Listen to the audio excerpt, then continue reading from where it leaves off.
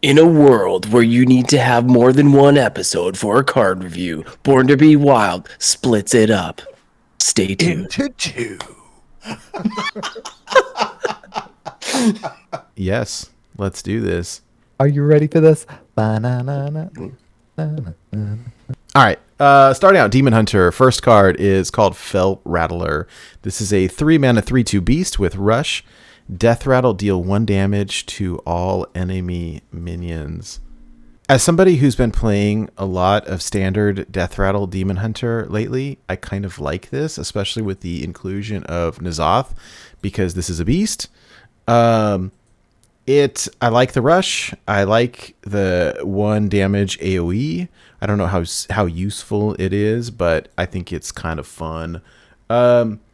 I don't know that this will really see play in Wild, but maybe. I think as kind of a fringe deck, we're starting to see play. I saw Martian Boo hit Legend with Reno Death Rattle Demon Hunter on, like, I don't know, a couple days ago, and I thought that was super great.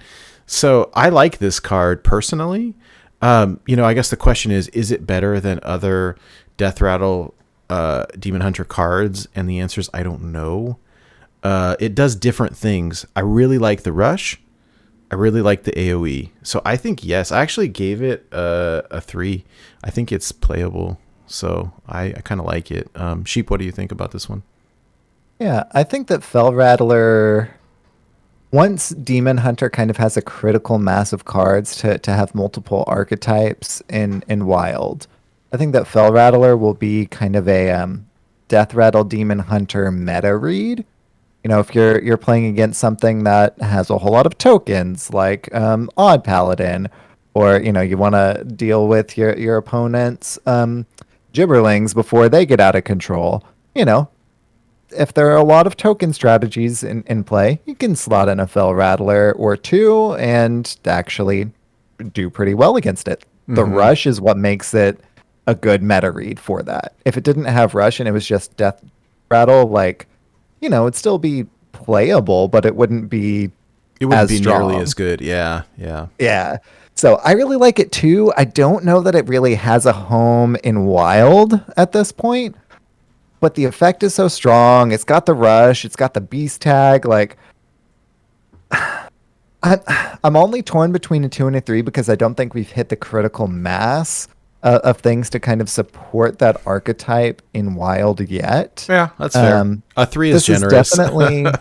This is definitely like a 3 or 4, probably 3 in standard. But I think I'm going to go 2 for Wild.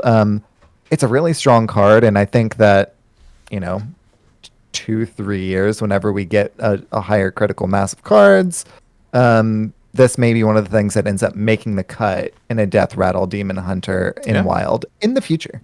What do you think, Hydra? One thing that I think is actually pretty cool, I know that Death Rattle Demon Hunter is an archetype you can go with, but you don't necessarily need to play it in a Death Rattle deck. True. Right? It could just be a meta read in a different Demon Hunter style where, you are versing a lot of odd paladins and druids that are low to the ground, that sort of thing. You don't necessarily need to run it in a Death Rattle Demon Hunter deck. But do I think this has a home currently? I don't think so, especially not in Wild. I think in Standard it's probably a pretty cool card to run. But Rush is really cool. I think it's playable, somewhat playable. So that would be a 2. I'm going to give it a 2. I don't think it's a bad card, but I don't think it has necessarily a home right now. Yeah, I think it's versatile. Fair. I think it's versatile that you don't necessarily have to put it in a Death Rattle Demon Hunter deck. Yeah, those are 2 very strong 2s. Yeah. Yeah, I agree. I think that's fine. And I think the 3 is actually pretty generous.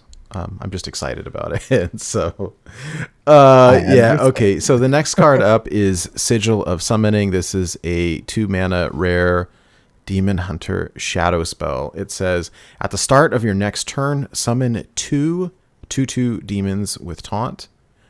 This is cute. Celestion had been hinting at more sigils coming.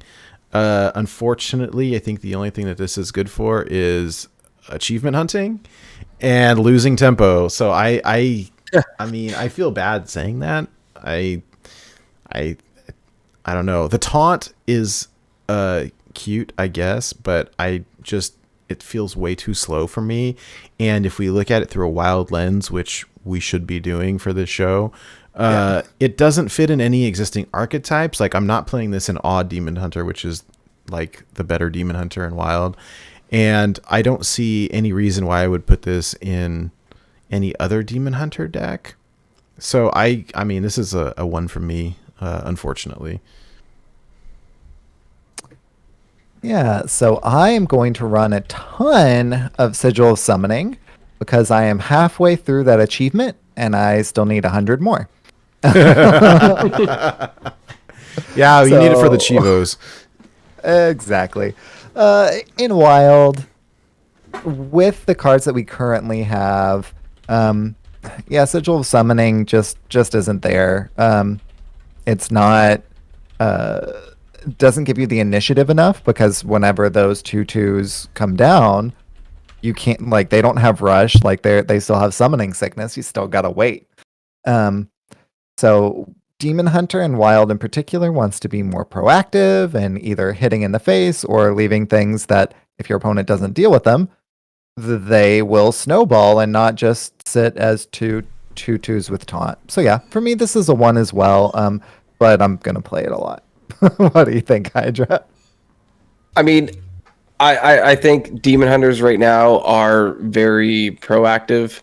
This is kind of like a slow reactive play, and I personally don't think it has a home and may not have a home until maybe there's a later, slower Demon Hunter that's just trying to stall, maybe put up some taunts, do something like that.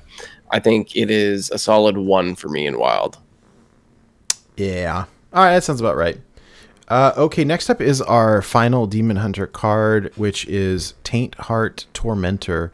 This is an 8-mana 8/8 demon with taunt. I'm sorry. I couldn't help but laugh. I'm a child on the inside. Yeah. I'm sorry.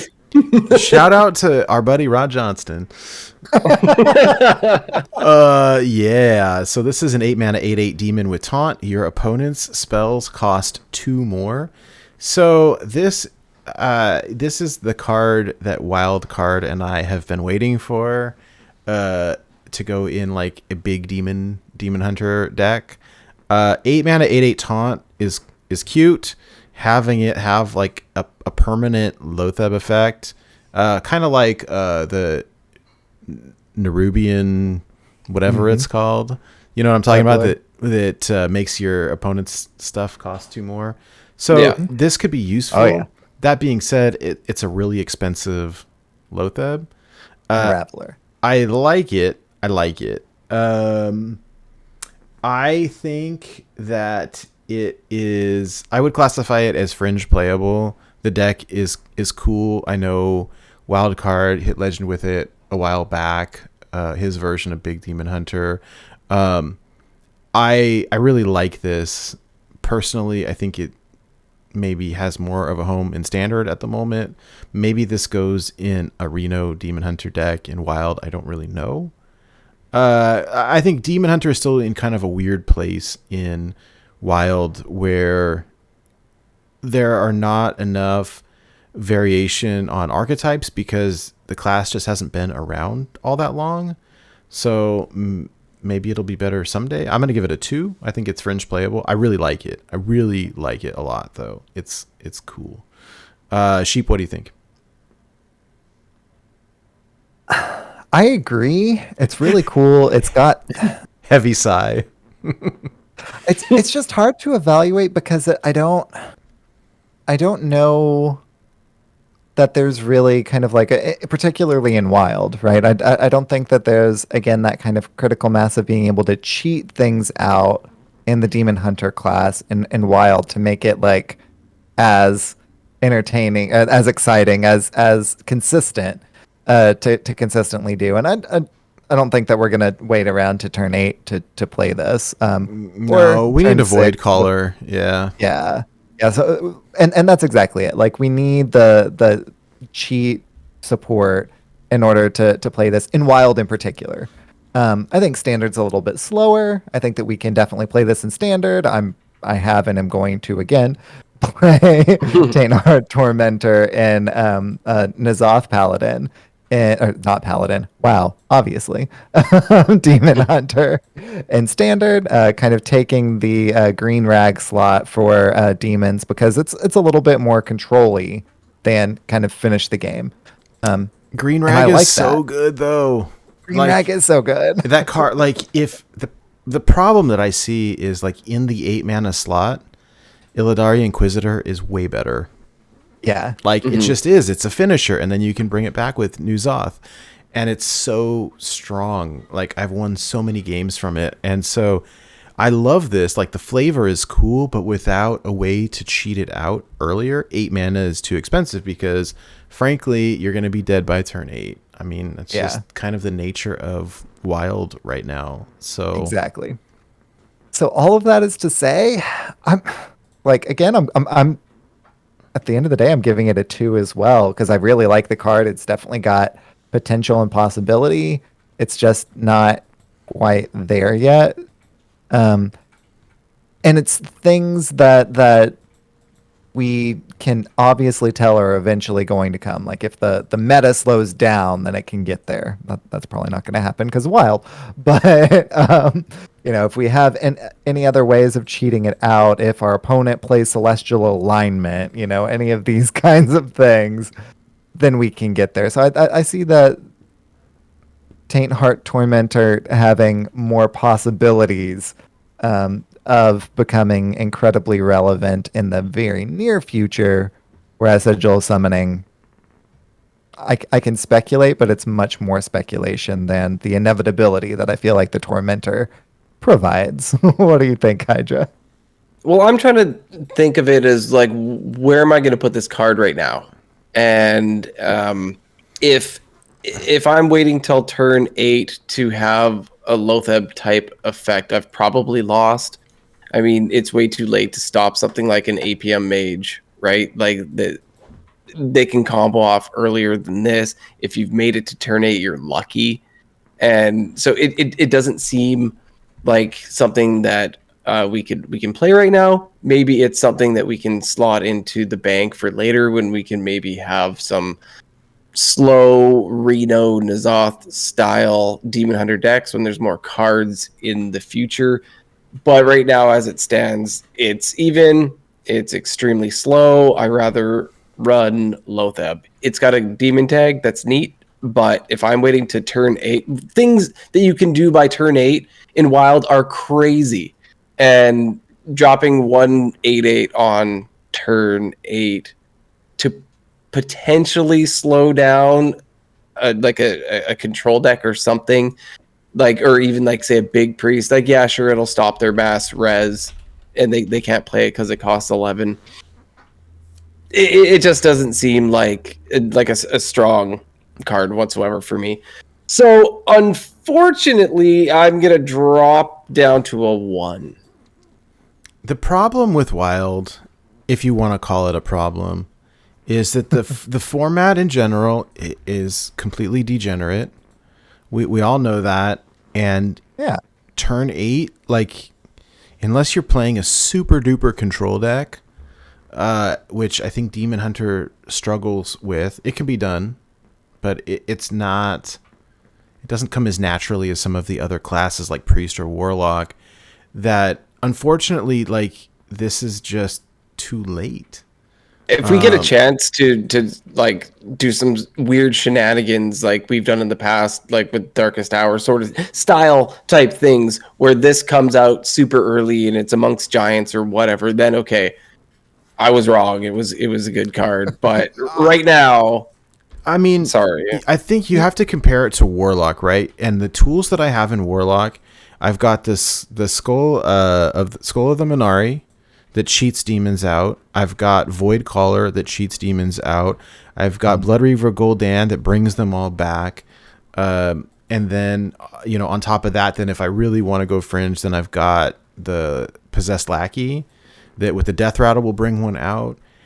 And that just doesn't exist in Demon Hunter. Like it does, but in a worse way. So I've got the card that reduces your next one by 2, which is cute, but like, I look at it. 6. It makes it 6. Like I look at that almost like it reminds me of that Paladin dragon from BRM. That like okay, cool. You play a 5-mana 5/5, and your next dragon costs 2 less. Like it's kind of like that. And I think we've got another Demon Hunter card that has a Death Rattle, recruit a demon, or something like that. I don't. It didn't seem. It's the 6/3. It doesn't have rush, but it should. If and it has had a Death rush, Rattle of pull it from your hand. Oh, it's from your hand. See, that's the other piece. Like it's not. I don't know. Yep. Just the problem is that the Warlock cards are so strong, and I love them. And if they had that similar ability in Demon Hunter, it would be like my new favorite class. So what it does have are actually some control tools that you wouldn't think of offhand. They're not as consistent, and there aren't as many of them because it's a newer class. But like Fell Scream Blast, in conjunction with like Moarg Artificer, and then the whichever one it was that deals 1 damage AOE twice, right? Like so it's got some options to kind of get you into the late game. And the reason why I gave Taint Heart Tormentor in particular a 2 is that even if we don't have ways to cheat it out early, which I do think we'll eventually get, like there will be one expansion where Demon Hunter does that, and people are going to either love or hate it in standard. And if they don't hate it or love it because it's not just like on there, like if Taint Heart Tormentor isn't still in standard, we're gonna love it in wild, right? yeah. Well, I think this will have its time in the spotlight. I just think that time is not right now, unfortunately. And I agree. Yeah. Rip. Ripperonis. All right. Sorry, wild card. I mean, I think the card is dope. It's one of my favorite cards from this set. We're talking wild specific. Man, it struggles. So I don't know. I may have gone to given it a 2 because I really love the card too. To be completely honest. All right, well, let's move on to Druid. The first Druid card that we have is called Fangbound Druid. This is a 3-mana 4/3 taunt, Death Rattle. Reduce the copy of a beast in your hand by 2. I'm so entertained that they've been doing Beast Druid cards for like five years. In every expansion, we get like 2 Beast Druid synergy cards. And like it was never enough to build anything. It probably still isn't enough to build anything. I like when I see Taunt and Death Rattle in the same card, my brain goes directly to Hadronox. And I like Reduce. It's in your hand, so there's that. I think when I look at this, it's aggressively statted. It has Taunt. It has Death Rattle.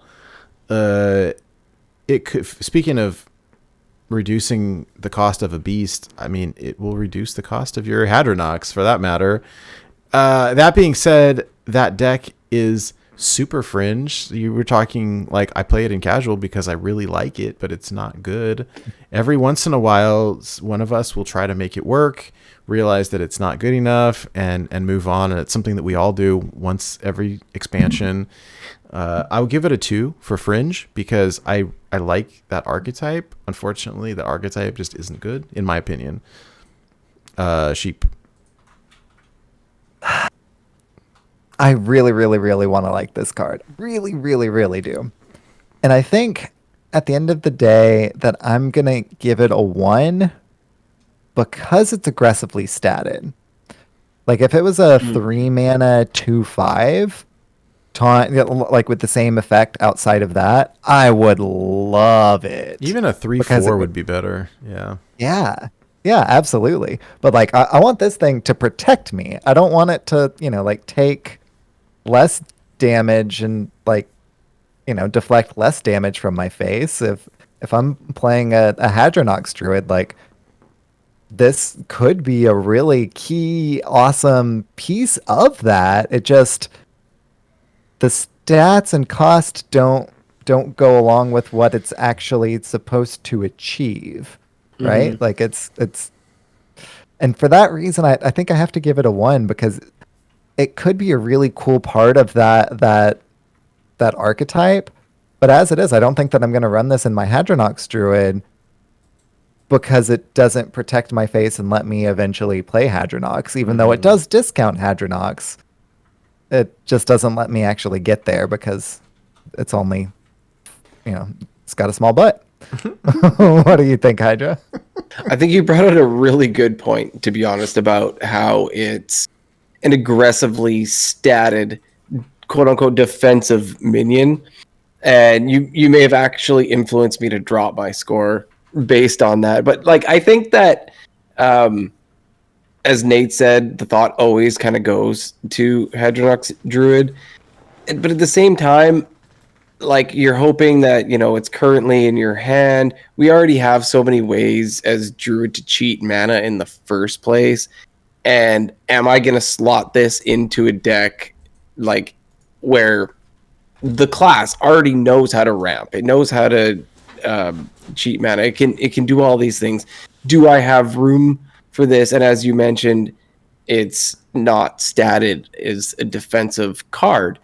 Like, is it cool? Yeah. Can it trade up? I guess so. But I guess it's actually slightly worse than I thought after you mentioned its stats. I don't think that we have a place for this card. I think that it's cool. I think maybe we can have fun with it one day. I have played Hadronox Druid in casual when I'm really bored, and I've had people ask me for the list because we had a hell of a game and it was fun. Is it going to be good? No. So I've actually been swayed from a 2 to a 1 on this one. So this is what we do every show, is talk about how this card has so much potential and it's just not good enough for Wild. So like that's probably the gist of the bulk of the rest of this episode. Spoiler alert. Thank you for joining us this week for Born to Be Wild. Got a bunch of 2s. So I always preface the review shows with this thought, and I forgot to do it today, so I suppose I will do it now very quickly. When we look at these cards, we're looking at a Wild perspective. The cards in Wild, the decks in Wild rather, are all very, very refined. And so when we look at new cards, the question is it good enough to replace an existing card in an existing deck, or does it create a new archetype? Those are the two possibilities that I see. Or is it support for some long, an old archetype that never had enough support in the past, like your Beast Druid, your Freeze Shaman, these kind of like mythical unicorn decks that have never fully materialized because there's not enough support. So that's kind of my grumpy old man philosophy on card reviews for Wild. Anyways, moving right along, the next Druid card is called Deviate Dreadfang. This is an 8-mana 4/9 beast. After you cast a nature spell, summon a 4/2 Viper with Rush. I don't know, man. I don't really have anything to say. This card just sucks. It's so slow for 8 mana. It doesn't have Rush. It doesn't have Taunt. It doesn't have any, like, if it had something else, maybe. And even then, so not only is it 8 mana, which is a lot. Okay, now I know Druid ramps and Celestial Alignment is a thing, but 8 mana is really slow. And on top of that, you have to play a nature spell in order to trigger the effect. Like, that is so conditional. That is just a giant nope. I give it a 1. Sheep? Well, All right, stop. Okay, hot takes are highly appreciated, and if anyone disagrees with me, I am all for that. So, carry on. Well, I don't really have a whole lot to add, unfortunately.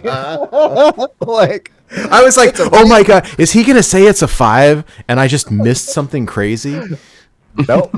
No. It's a really cool effect. It lets you, like this in conjunction with Lady Anacondra, which we'll get to very, very shortly, enable you to just like dump a whole lot of, really cheap nature spells and control the board and do all of that. And it's just way too much mana to actually do it.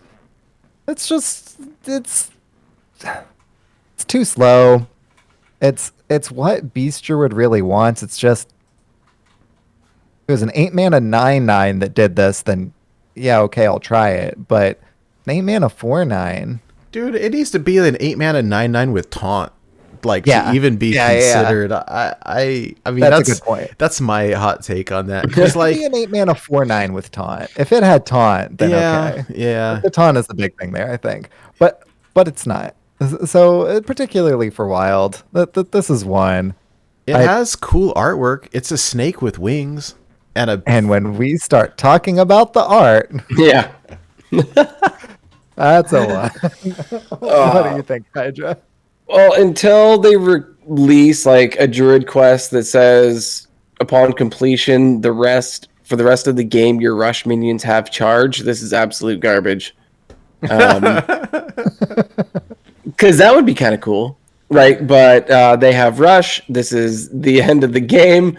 You're expected to have mana after you've played this to play your nature spells, unless they cost 0. We're not playing this card. Sorry. It's a 1. Dude, can we do 0? Just kidding. It's a 1 for me. Yeah. All right. This next one's interesting. This is our first legendary card, Lady Anacondra. This is a 6-mana 3/7, just with static text that says your nature spells cost 2 less. Caveat: I am not a Druid expert. In fact, I don't really even like Druid. I have 1,000 wins with Druid. Maybe 1,001, but I can see the potential for broken combos with this. I think between this and Celestial Alignment, like there is something here. I call upon Swagwar. I call on Burnt. Like somebody, Sheep, you could do it. Somebody who plays a lot of Druid, like break this card. I think that it's there. I'm not quite sure how good. Like I've been wavering between like a 3 and a 4 because I suspect that there's something broken that can be done with this, and I don't quite know what it is. But I see the potential for greatness here. So I think I'll go ahead and give it a 3.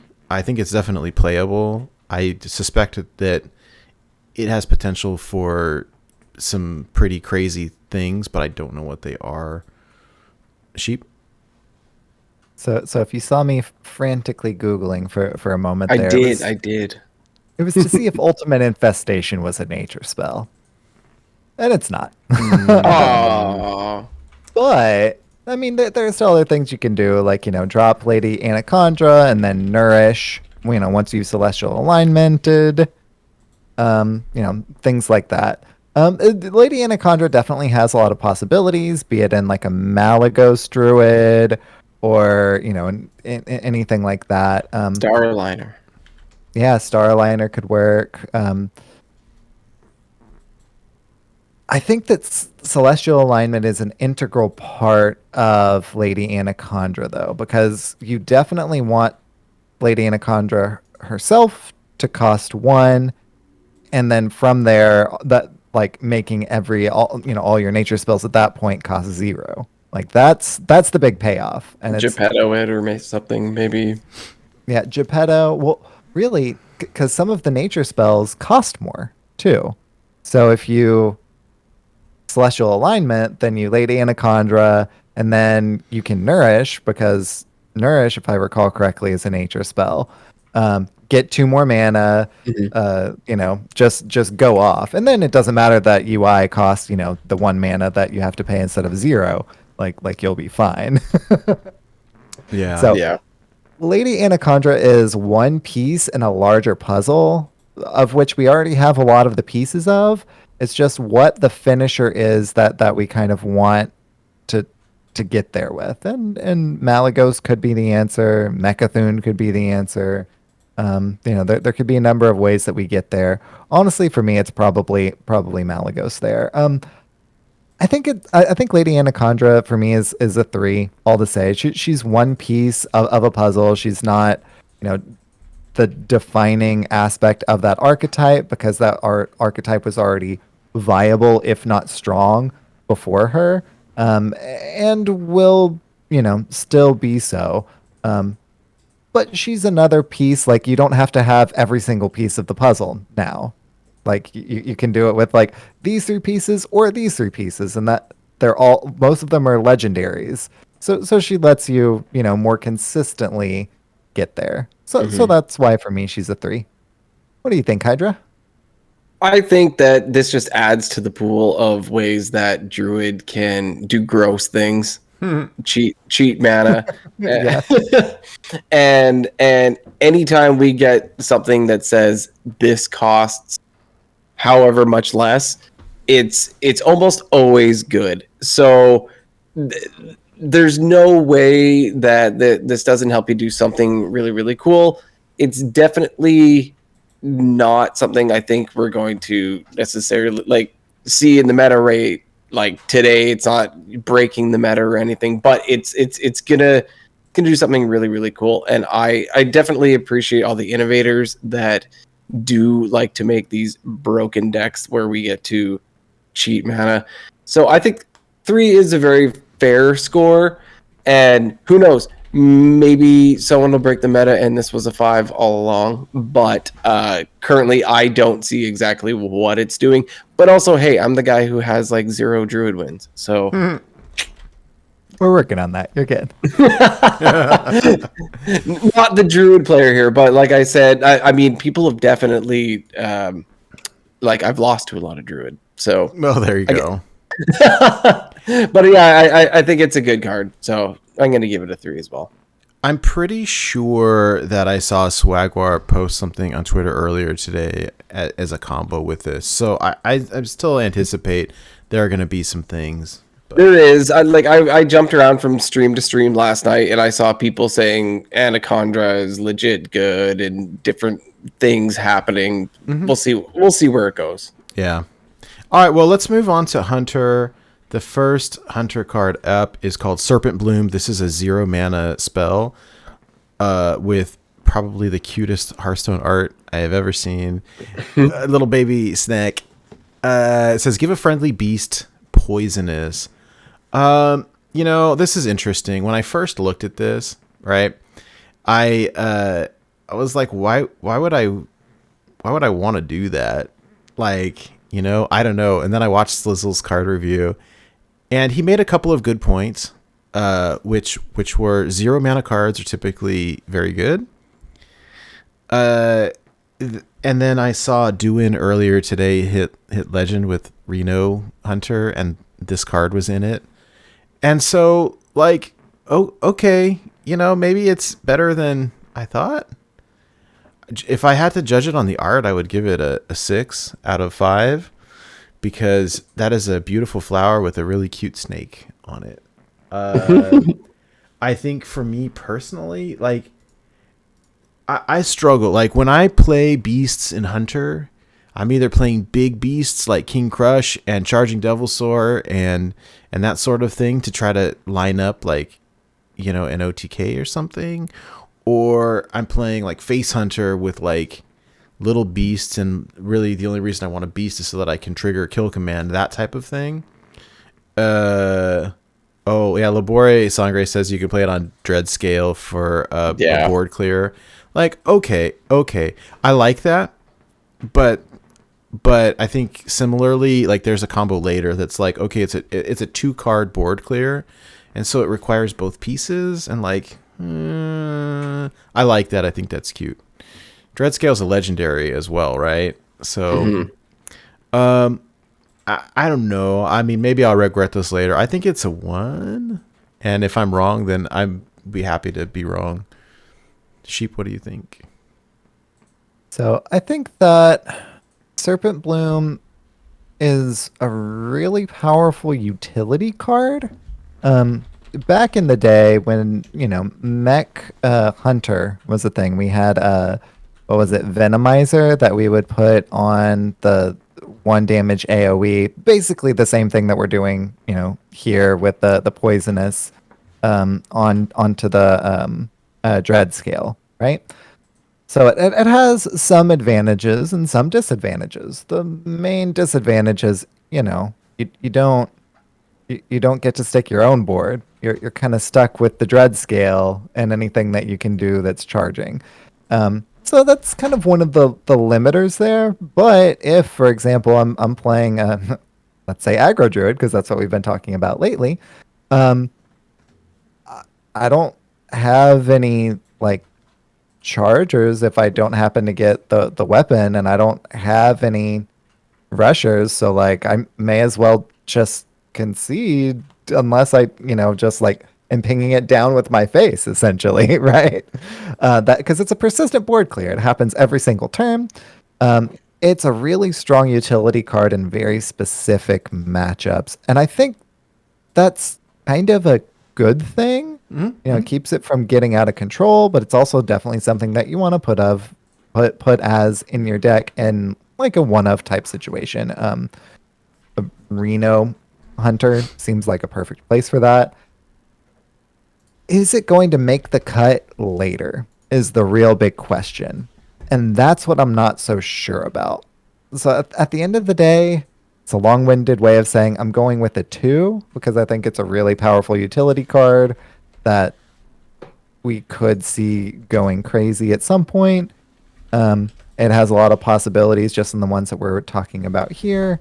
And I'm sure many ways that I haven't thought of off the top of my head here as well. Hydra, what do you think about Serpent Bloom? Well, speaking of doing, I think this made him craft a golden dread scale. Did he not? Glorious. I'm only surprised he didn't already have one. He has it in gold. He definitely has it in gold. So like it definitely is very strong in that combo, and I think that it's 0 mana. I think that's really, really cool. However, I don't know if it's something I'm going to just throw in a random beast deck, right? Like if I'm playing a beast hunter, I'm being like aggressive and I'm going fast, like an old mid-range hunter. Like I'm just hitting you in the face. I don't need poison, right? Like that's not something I'm looking for.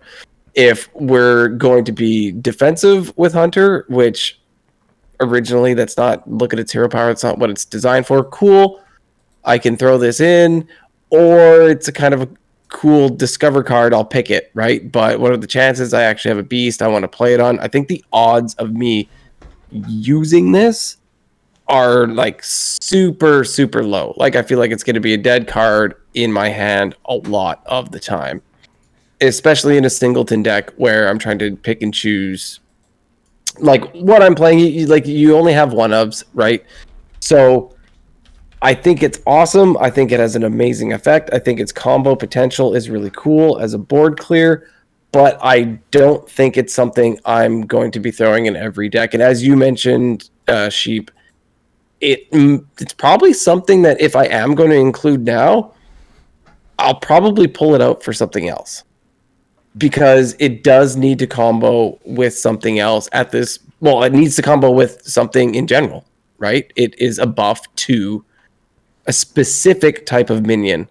So that makes it, man, I'm going to give it a 2. I can't drop it as bad as a 1 because it is a really cool effect. So I'm going to give this card a 2. I think it's really cool. I think it has some potential. It's playable, but I don't think it's playable in any meta deck. Yeah. 2. If it was in Rogue, like for 0, it'd be crazy. Yeah. Or if it said give a friendly minion poisonous, it'd be better. I mean, that's kind of how I look at it. So where I can really see this happening, again, standard, is Face Hunter in standard. Because don't think of it as, like a give a friendly beast poisonous. Think of it as basically like a hunter's mark. Mm-hmm. You know, there's this big old, let's say, Libram of Hope, right? Got played. I can use Wound Prey on the Libram of Hope. That pops the bubble, gives me a 1/1 Rusher. Then I Serpent Bloom the 1/1 Rusher, give it Poisonous. Boom! All Kills of a the sudden, I ton. can start hitting face again. Yeah, that's a good. It's a good utility card. Yeah, it's a utility card, and it's a strong one. that's fair. I like that. Okay.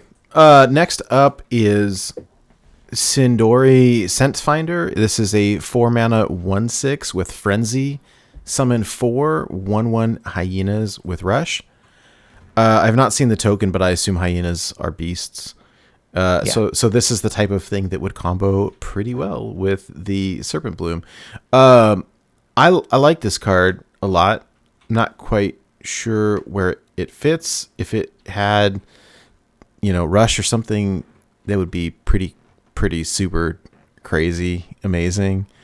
It does not, but its health is high enough to make it difficult to kill. Like I think there's combo potential here. It's not my strongest class. I like it. I feel like this is more of a standard card, but there's some combo potential here. I'm gonna go ahead and score it a 2 as like fringe playable because I think it's interesting and there's some potential here. The way I look at it is like if I'm playing against Secret Mage or Darkglare Warlock or Big Priest, like this card doesn't help me out at all, unfortunately.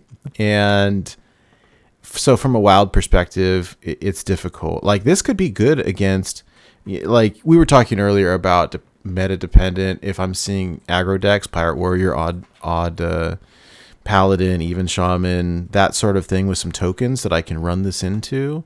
Like, hey, 4 1/1s with Rush that are beasts, like that's pretty cool. That's really cool, in fact. But this has to survive in order to trigger. I mean, I think having the 6 health makes it do that. With 1 attack, like it's not going to do anything, but it's kind of hard to kill. It's an interesting card. I look at this and my brain is like, what are they trying to do with this? This doesn't fit the mold of like the normal hunter stuff, but I see the combo potential and I like that. Sheep, what do you think? I think you hit exactly what my question about this card is what are they trying, or what really do I want to try to do with this card, right? Because yes, a 4-mana, summon 5 things, 4 of them being 1/1s with Rush and 1 of them being a 1/6. Yeah, sign me up. That sounds and feels great. But the fact that it's a 4-mana 1/6 where you get those off of the frenzy mechanic, it's so weird. If Scent Finder had Rush itself, if it was like I was gonna say if it was a death rattle effect, but it has such high health, I don't know if we'd want it to be one. But then what kind of deck would I be running this in? Is it in an aggressive deck? I mean, having 5 minions, yeah, maybe, but it itself is only a 1/6, and if our opponent doesn't proc it, then those 4 1/1s are only rushing. And if they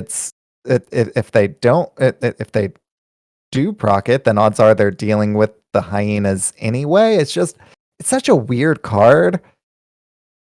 And I just kind of look at it and go like, where do I want to play this? And it's like, I don't want to run this in any deck that I currently have. All to say, it's really interesting, and I don't like it, and I'm going to give it a 1. What do you think? And I guess my biggest problem with it is, while it has a neat effect, you are giving your opponent the full opportunity of how to deal with it, right? Like, here it is, here's its effect, but guess what? You can choose to trigger it, and you can now decide what to do with the 1/1s that popped out. Yeah, cool, they got Rush. Guess what? Doesn't matter, because they're going to probably proc it on their turn. They can choose to ignore it if they want, but that's not going to do them any favors. So I feel like the fact that you are now letting your opponent decide how to deal with this and putting it down, and you cannot make this effect go off yourself unless you are going to, trigger it yourself by shooting it with something. Potentially, like you can do that. You could trigger it yourself, and then you could run in all your guys. But your hunter, come on, guys, we're going face, right? So I like it, and it's got one attack. Come on, it's just super cool. I like the idea. Sorry, hunter. You're not doing so great anyways, but this isn't helping. Yeah. It's just not. So I don't think you're going to see this in any wild decks. It's an even cost card. This is not going in Even Hunter because everything in Even Hunter says I'm hitting you in the face. So 1. Dude, if this was a battle cry, this may as well be a 4 mana 5/10. Oh, dude! But with it being frenzy, it goes from all busted to unplayable with that one keyword difference. You could use the 1 mana spell where you deal 1 damage, summon a 1/1 hyena. Yeah, that Wound Prey. Wound Prey. Yeah, you could shoot it with that if you're waiting to turn 5 or on coin to play it, but. No. Conditional. Yeah. Too conditional. If it had rush, it would be super dope. Yeah. Agreed. But oh well. All right. Well, the last hunter card that we have is the weapon. It's called Venom Strike Bow. This is a 4 mana 1/2 with poison. This is interesting for me. 4 mana just feels like way too expensive. And I agree, like what you typically want to do with Hunter is either be hitting somebody in the face or be, comboing off in Wild, like Wild Reno Hunter or something like that. You can do some pretty cool combo finishers with Dinotamer Bran or like Bran or stuff like that. The only way that I would play this is if Poisonous affected heroes and I equip this and I can OTK you by hitting you in the face with the poisonous weapon. Aside from it's just it's too expensive for what it does. I mean, that's yeah. Hey, if you want to change the way that this dynamic works, I will play this card. Otherwise, unfortunately, I struggle to find where this fits. Like, if we look at this in terms of class identity, like, cool, I have a bow that shoots poison arrows. That's kind of rad. But like 4 mana, and like that's not what Hunter wants to do. Hunter struggles enough in Wild as it is, and so I'm always impressed when someone like Duin hits early Legend with a Hunter build. Someone asked Burnt one time, like who plays lots of Druid, like how does it feel to hit Legend every month with the worst class? And I just thought it was so funny. Like, what a mean thing to say, but it was so funny. It was a joke. It's a right? compliment, really, right? It is. It is, and it was. Yeah. It was a joke. Like, it was said in good fun. Like there was, But like, why would you play this? I feel bad for Hunter in Wild because it sucks. Thank you. I built a really fun Reno Hunter list for my listener series match this week, and that was cool. But like this card, I don't know. It's too expensive for what it does, and what it does I don't really want to do anyways. That's my take. I just gave it a 1. Sheep, what do you think? So poisonous minions kill other minions. Poisonous weapons should be able to kill opposing heroes. So this card is a 5 if it works as it should. No, Venom Strike Bow is a 1. What do you think, Hydra? Yeah, my biggest problem with it is, so it's a 4 mana card, so it's looking for you to be able to control the board, right? You're going to be wanting to take out the big baddies with this. Hunter isn't known to be the healing class, right? So if you're using this to take out giants and such things of that nature, that size, you are doing plenty of damage to your face. You better have Reno in your hand, or else you're just gonna die by face tanking everything with this. I don't even know if it's an include as a one of in Reno Hunter. It just seems neat. It's expensive, and you're just killing yourself. So, 1. Goal of Hearthstone is to kill your opponent, not yourself. Yeah. Well, poor Hunter. All right, moving on to the Mage class. Our first Mage minion is called Flowcaster. This is a 6-mana 5/5. It says costs 2 less for each frozen enemy. That's cute. I really can't think of anything nice to say about it, unfortunately.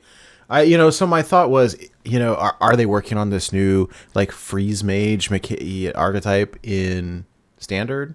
I think that's sort of what they're going for. But in wild, like, dude, there's just no way that this is playing anything. I can't picture it. I mean, if I'm wrong, I'd be happy to be wrong. But like, okay, I mean, 0 mana cards are good. So here's the way I look at this.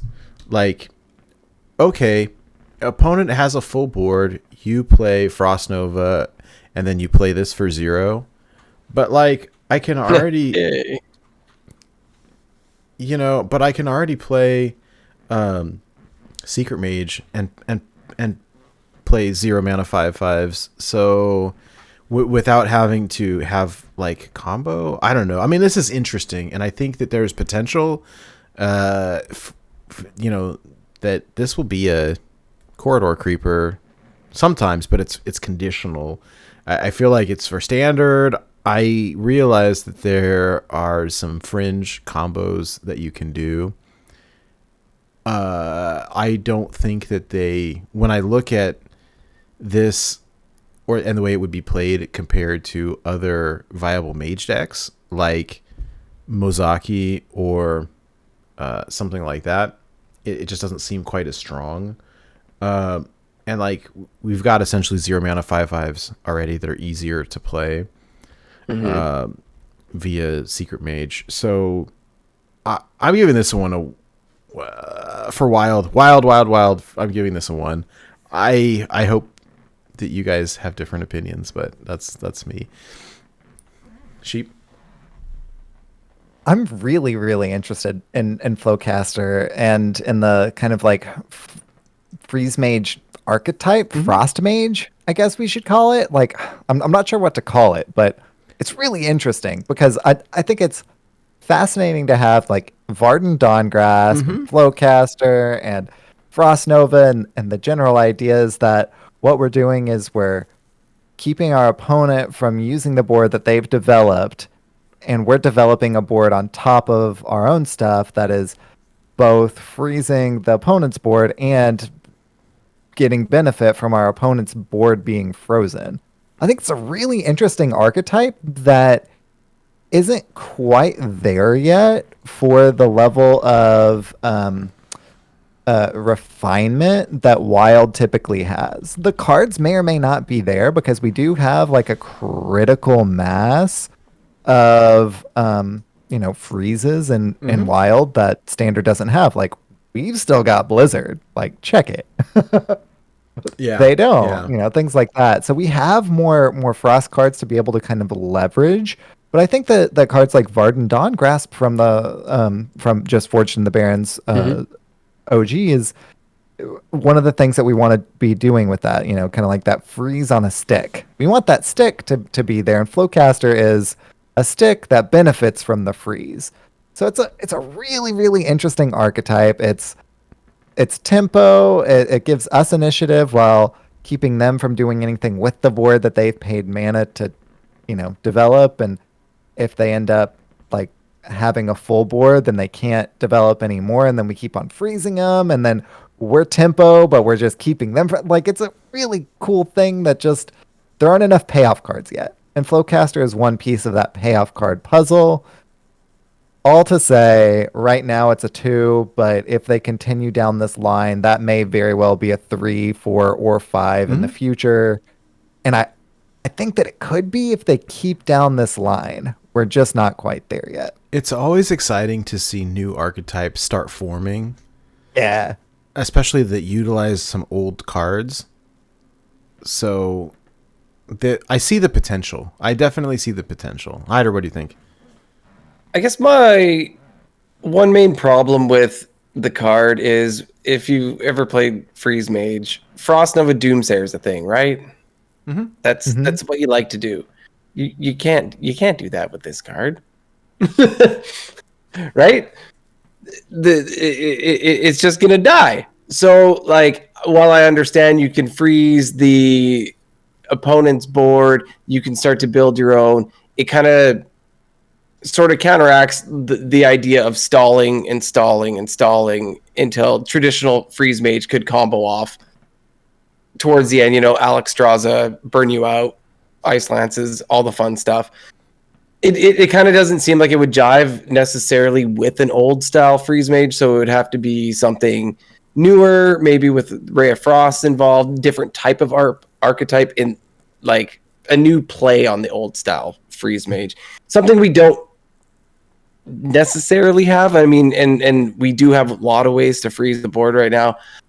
I don't think I'm going to be slotting this into a deck, unfortunately. But hey, I mean, like, I know we got to respect the cards that say cost less.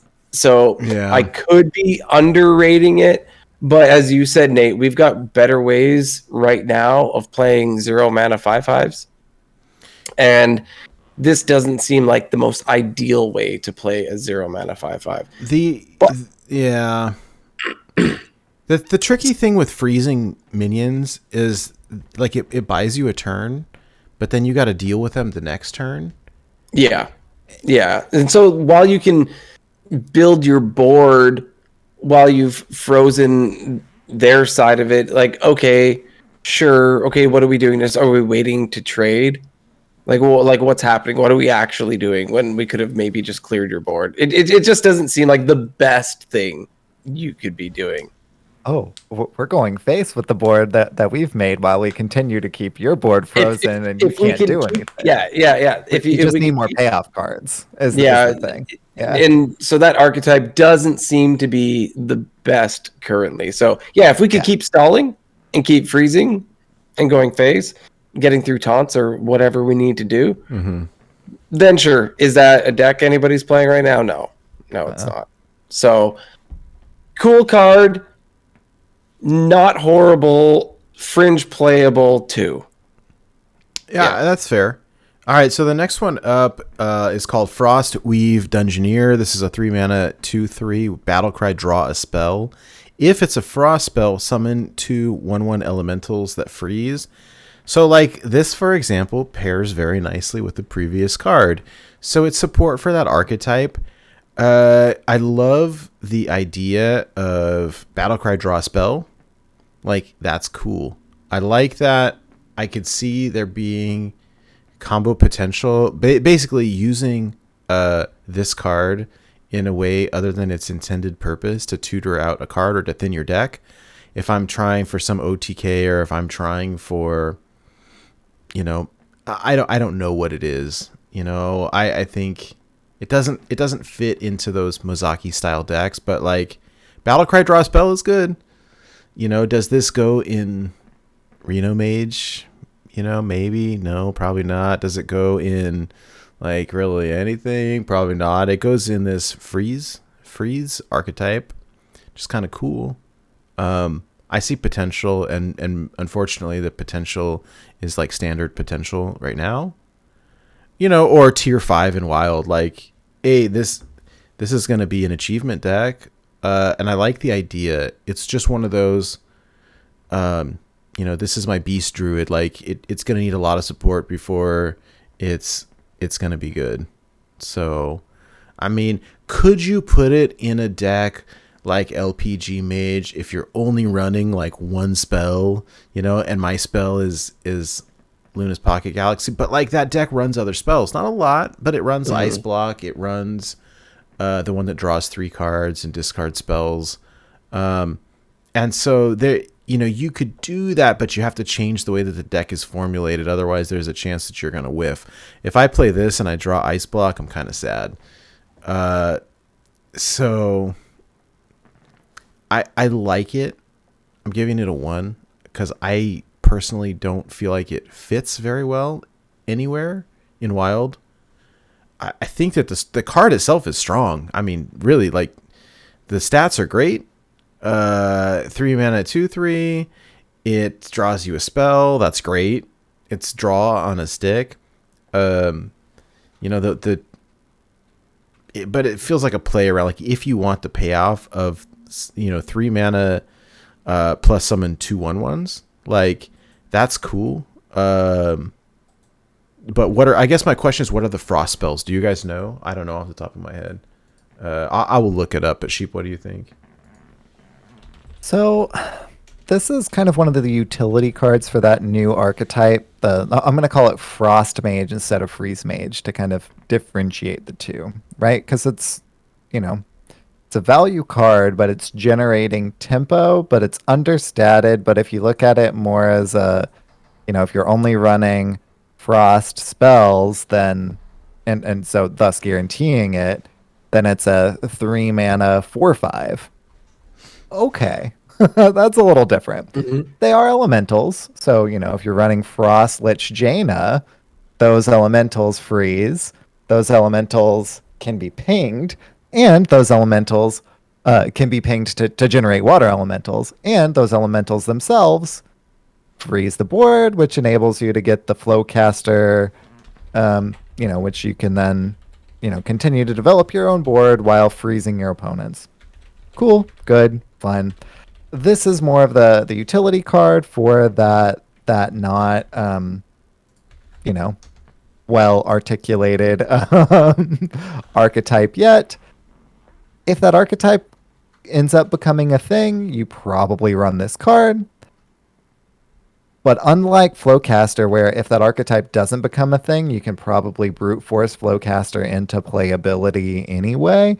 Frostweave Dungeoneer needs to be like hard run into that archetype because you're probably only running frost spells if that's the case. So I'm gonna go with a 1 because this is for Wild, and I don't know that we're gonna really be able to get there, but as with what we currently have, right? So I can see that down the line being, you know, that Frost Mage becoming a thing, and thus Frostweave Dungeoneer would be part of that archetype. We would run that, but since it's not that archetype yet, I'm going hard in on the 1, and it may change. What do you think, Hydra? We're sitting here typing in chat. So, Hydra, tell them about the discussion that we're having because this is interesting. Yeah, Yeah, it so is. yeah, the idea was Kenray had mentioned if that you do draw ice block, that it does work because ice block is a frost spell. And so we did a little research and we were all looking it up, and yes, ice block is a secret and it is also a frost spell. So this is most definitely a tutor for ice block if that is specifically what you're looking for. I'm sure you may be running other frost spells, but confirmed ice block is a frost spell. So you can draw your ice block if you're looking to stall. I feel like this would be going in maybe a couple different decks. This could be a longer game deck, as you mentioned, where you have Frost Lich Jaina. You know, you can use the 1/1s. You can draw your ice block.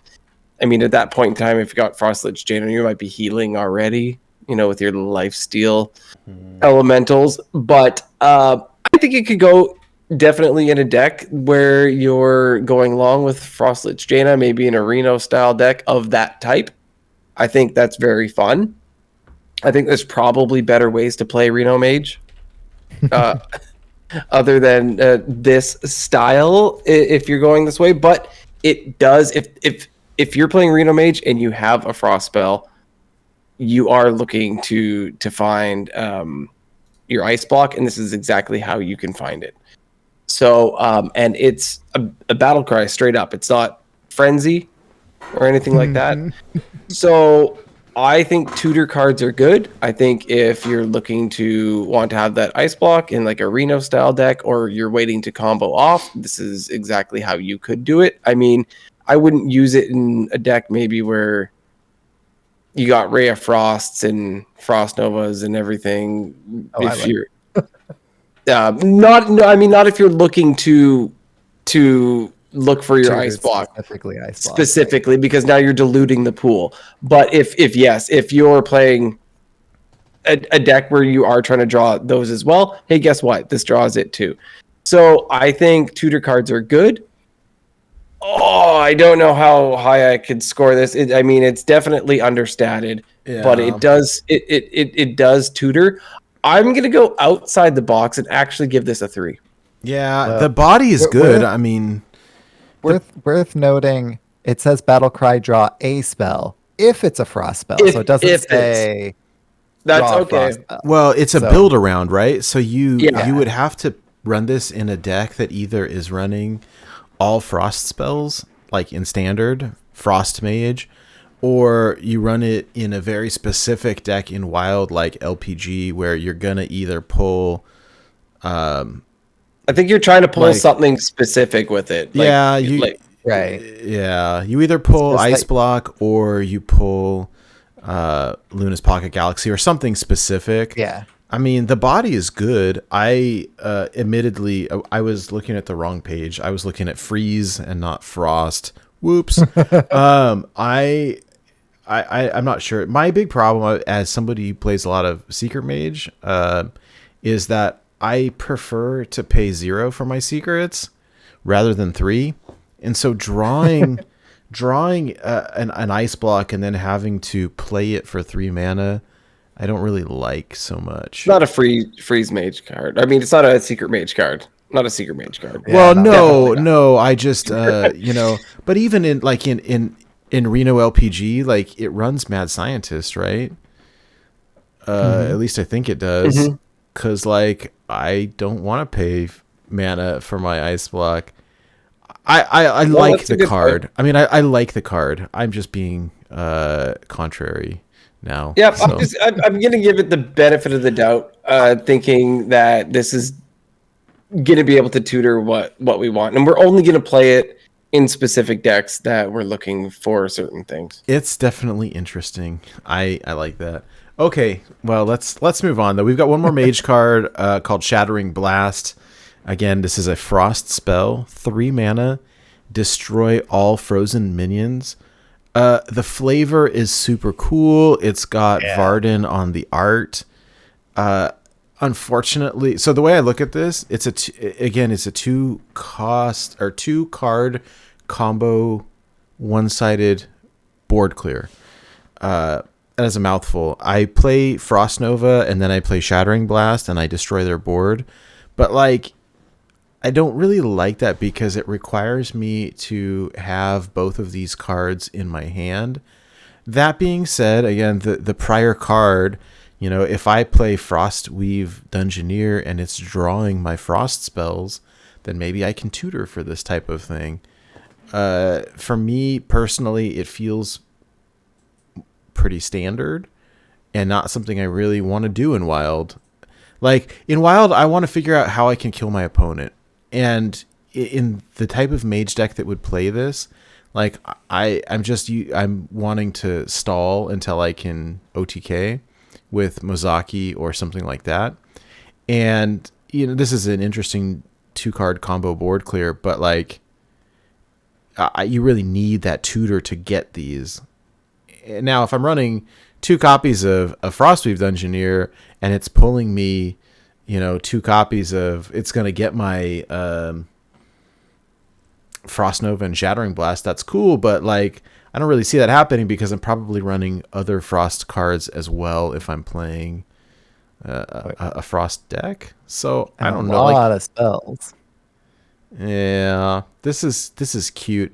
Can you imagine top decking this though? Like you're trying to kill your opponent, or like you get a random mage spell and it says destroy all frozen minions. You're like, great. What am I going to do with this? So, I mean, this belongs in a very specific mage deck. Yeah. and I love the flavor, and the art is cool, and this is not something that we play in Wild. At least not me personally, I give it a very sad one. Sheep. Yeah, I'm on the same page as you are. Like the way that I see some sort of this is one of the payoff cards for that Frost Mage deck, but it's not the kind of payoff that we want. We want payoff where it discounts things and gives us tempo. This is more of a control, thing. A control tool, a control payoff card. And that's not a bad thing. I mean, freezing effects have historically been just that, control-y things. Like Hydra earlier mentioned Frost Nova Doomsayer. What we want to do now is Frost Nova, keep them frozen, and drop our own tempo. This could be one piece of that puzzle, but it kind of seems like this is something for Standard to kind of give them some frost spells and frost energies that, maybe that ends up being, if that becomes a thing, something that we end up playing in that deck in Wild, but we have way more ways of continuing to freeze the board, and I don't need to worry about the way that I want to do it is I want to just completely leave the board up just frozen and continue developing things. So I don't think that I would run this in my little Frost Mage package. And this is just kind of a standard card to hold them over until they get other more kind of tempo and finisher type payoffs. So for me, this is a 1 as well. It's got possibility. The flavor's awesome. The art is amazing. What do you think, Hydra? Well, not only does this card rely on the fact that you've been able to freeze your opponent's board, but slower decks in Wild, Mage decks, are generally like a Reno deck, right? So we're running one-ofs. And so now we're hoping that we got this. We don't have duplicates. We're hoping that we got the other freeze ability, right? So that narrows the field even more of like whether we're going to have this and whether we're going to have the other freeze effect. We're looking for the stars to really align for this to work. And while 3 mana destroy everything on your opponent's board is amazing, it's so conditional. Mm-hmm. Like we're looking at playing it in a 1-of deck. Unless we have a control style that comes up where we're playing 2-ofs, where we're not running Reno, that's not what we're doing. So, sorry, card bad. 1. It's so powerful too, though. Destroy everything. Like rip Big Priest, kill your board. Hey, wait, they'll just bring it back, right? Yeah. It doesn't say banish all frozen minions to the Shadow Realm. That's what Poof says, right? That is. Oh man, if we could get it should just say 3 mana Poof. Let's do that. That'd be glorious. Oh man, that's great. I love it. 3 mana. So what score do you give that, Hydra? That was a 1. A 1. Cool. All right. Thank you. Even though it has a really, really powerful effect. And trust me, there's going to be the odd time where I discover it. I emote, and then I play it. In that order. Yes. Yeah. I like it. All right, we are moving on to Paladin. First up is Paladin Secret. This is a 1 mana holy spell called Judgment of Justice. Secret. When an enemy minion attacks, set its attack and health to 1. Whew, okay. I kind of like this, actually. Paladin has got some pretty interesting secrets. I think it's pretty okay. I think it's better in Standard than in Wild because I really like Get Down, whatever it's called. Yeah, Noble Sack. Noble Sack, and I like Avenge. Those are like probably always my favorite secrets. Oh My Yogg is probably the best Paladin secret that ever existed. And there's some anti-synergy with Noble Sack. I think this is a holy spell so that you can tutor it with some of the existing Paladin minions. It's definitely interesting. Like, I feel like this could be strong in the right build. The problem is, like, when you pull this from a sword or something, and like, especially early game, and they're attacking with their little, one cost minion anyways, and then it sets its attack and health to 1. It's like, in some kind of control version, like, the potential is there. Like, I'd love to discover this, discover a Paladin secret, and this one I discover, and like, cool, your 8/8 giant is now a 1/1. Like, I like that. But I'm not quite sure. Maybe if Secret Paladin comes back, I think it's cool. Part of me really thinks that, like, I need to test it and see. The effect clearly is strong. The problem is when it whiffs. Like, I saw a meme earlier talking about Mutanus. That's like, okay, if it eats your opponent's 10/10, that's great. If it eats a 1/1, that sucks. And that's kind of the same way I feel about this card. And, maybe you just have to be judicious about when you play it. I definitely think there's potential. I gave it a 2 because Secret Paladin in Wild is pretty fringe. We saw a lot of testing with it in the early, days of this new expansion, and then it kind of went away as other better classes developed. But the card in and of itself has a pretty strong effect, so I like it. Sheep, what do you think? I really, really, really want to like Judgment of Justice. Like, think of it kind of as a Paladin freezing trap, except instead of the minion going to hand, it just, if it's attacking into another minion, then it dies, right? Because the enemy minion turns into a 1/1 before it hits. And then if it doesn't, hit another minion, then no, it doesn't die, but now it's just a 1/1 sitting on the board. If you set this up kind of like Freezing Trap, where you isolate like a big minion, then you're going to be hitting something big. Yeah. I just don't I don't think that this is the card that'll have Secret Paladin get there when all of the support cards that, I myself thought were going to get Secret Paladin up there in Wild in particular, and it didn't happen. And I don't think that Judgment of Justice has it take that next leap. So while I think that it's really strong and that it has that kind of freezing trap-like effect, especially if you can set it up right, obviously rush is pretty prevalent, so you may not be able to guarantee it, but you can at the very least make them have a rush minion in order to have them play around it like they would with freezing trap. I really like this card in a vacuum. I just don't know where we would ever run it. Because the card itself is good and the card itself is strong, I can't go down to a 1.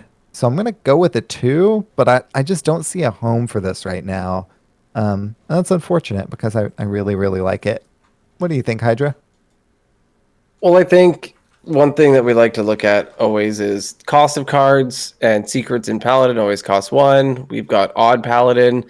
I don't think this goes in that deck because a lot of times you're clearing off the 1/1s, right? So big deal, something trades into your 1/1, maybe you kill something, whatever.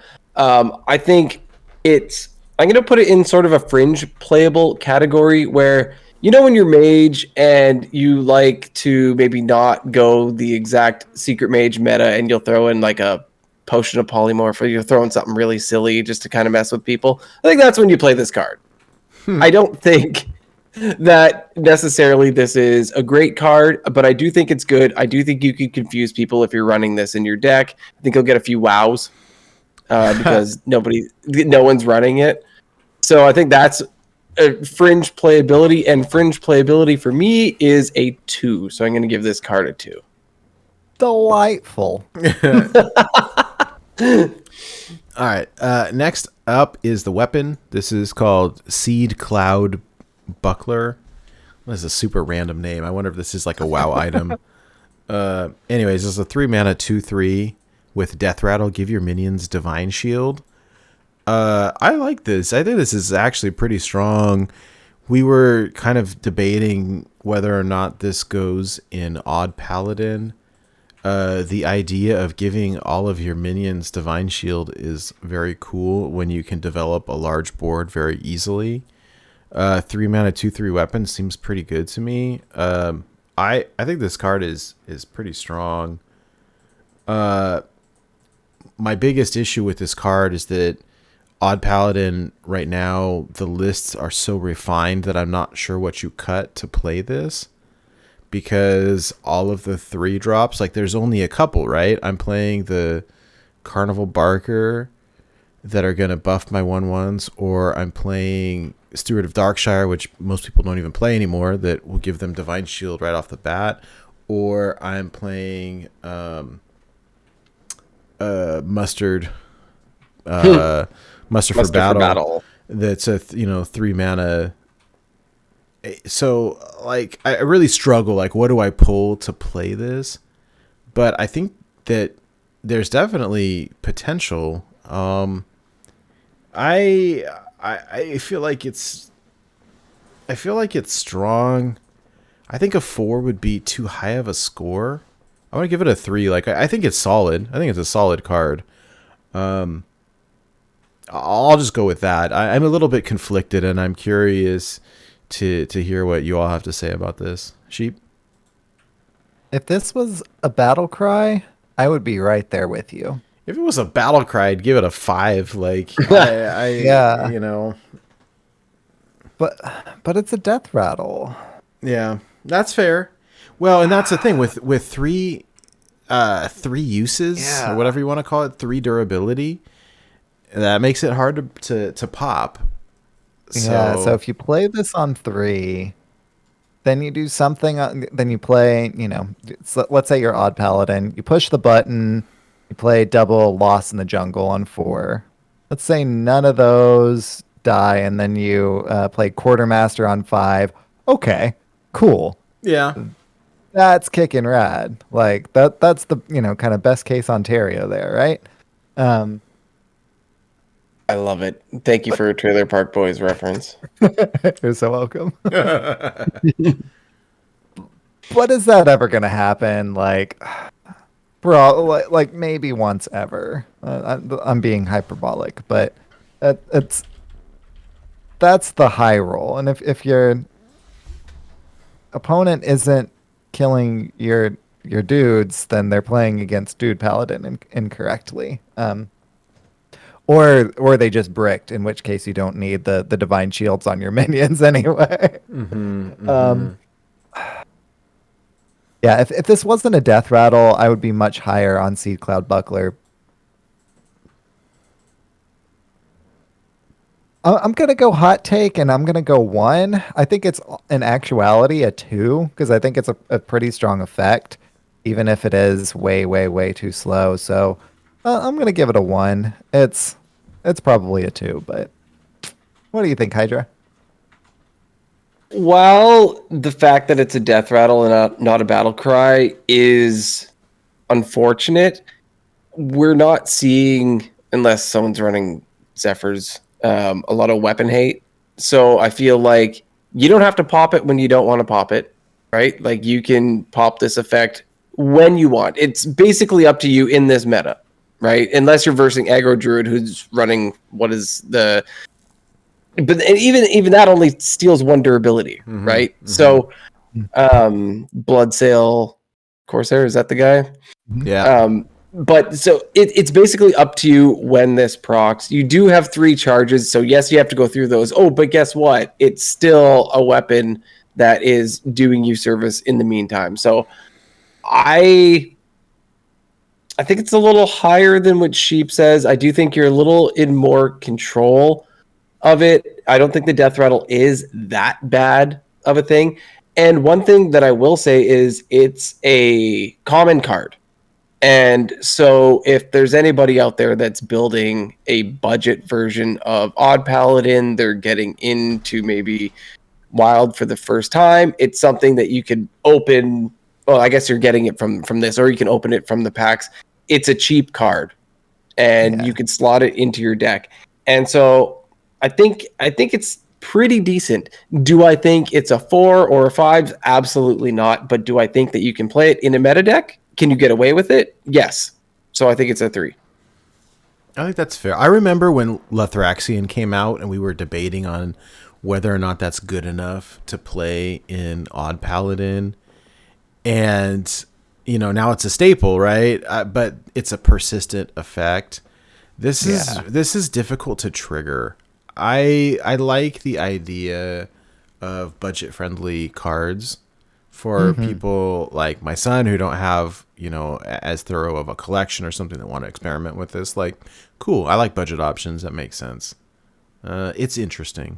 It's Schmoopy Daddy points out it kills Flak Mage. He also pointed out that you can pop this by playing Muster for battle after you play this, but then you're just played 6 mana to do that. I'll go with the Flak Mage one, but I don't know about that playing Muster for battle. It's a little sus. You could also play Valinir. Well, hey, you could run Blingtron and you could pop it. All right. Next up is Party Up. This is a 7 mana rare spell. It says summon 5 2/2 adventurers with random bonus effects. This is cute. I don't know if you guys saw the dev video that was Liv Breeden and some guy. I don't remember his name. I'm sorry. I liked him. It was a good video. And they showed the effects of these adventurers. Thematically, it's wonderful. If I am playing Dungeons and Dragons, unfortunately I'm playing Hearthstone, and this is wild. The reality of this is this is not what I want to play on turn 7. Now, granted, okay, one will have taunt and one will have rush and one will have poison, and the flavor is super cool. The art is absolutely rad. But this card is so stinking slow that and I've got excellent board clears in Wild. That cool, you can play Party Up, and then I'm gonna play Psychic Scream. Sorry. Actually, what I mean is, wow. Really? Wow. I give this a 1. If I had to score it on flavor or artwork or theme or anything like that, it's brilliant. I love it. Playability for me is a 1. Sheep? Yeah, I love the art of all the adventures too, and the different possibilities. So the possibilities that, because it says random effects, those can be spell damage +1, taunt, poisonous, divine shield, wind fury, stealth, rush, and lifesteal. And if you got to choose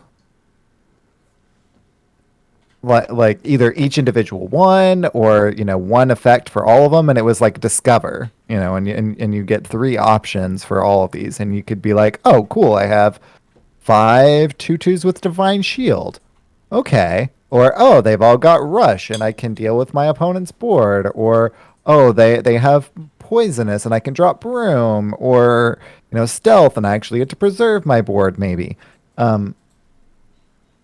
Then maybe this wouldn't be a 1, but it is. What do you think, Hydra? It was Matt London, by the way, is the name of the guy who was in the video with Liv Breeden. We like you, Matt. Yeah.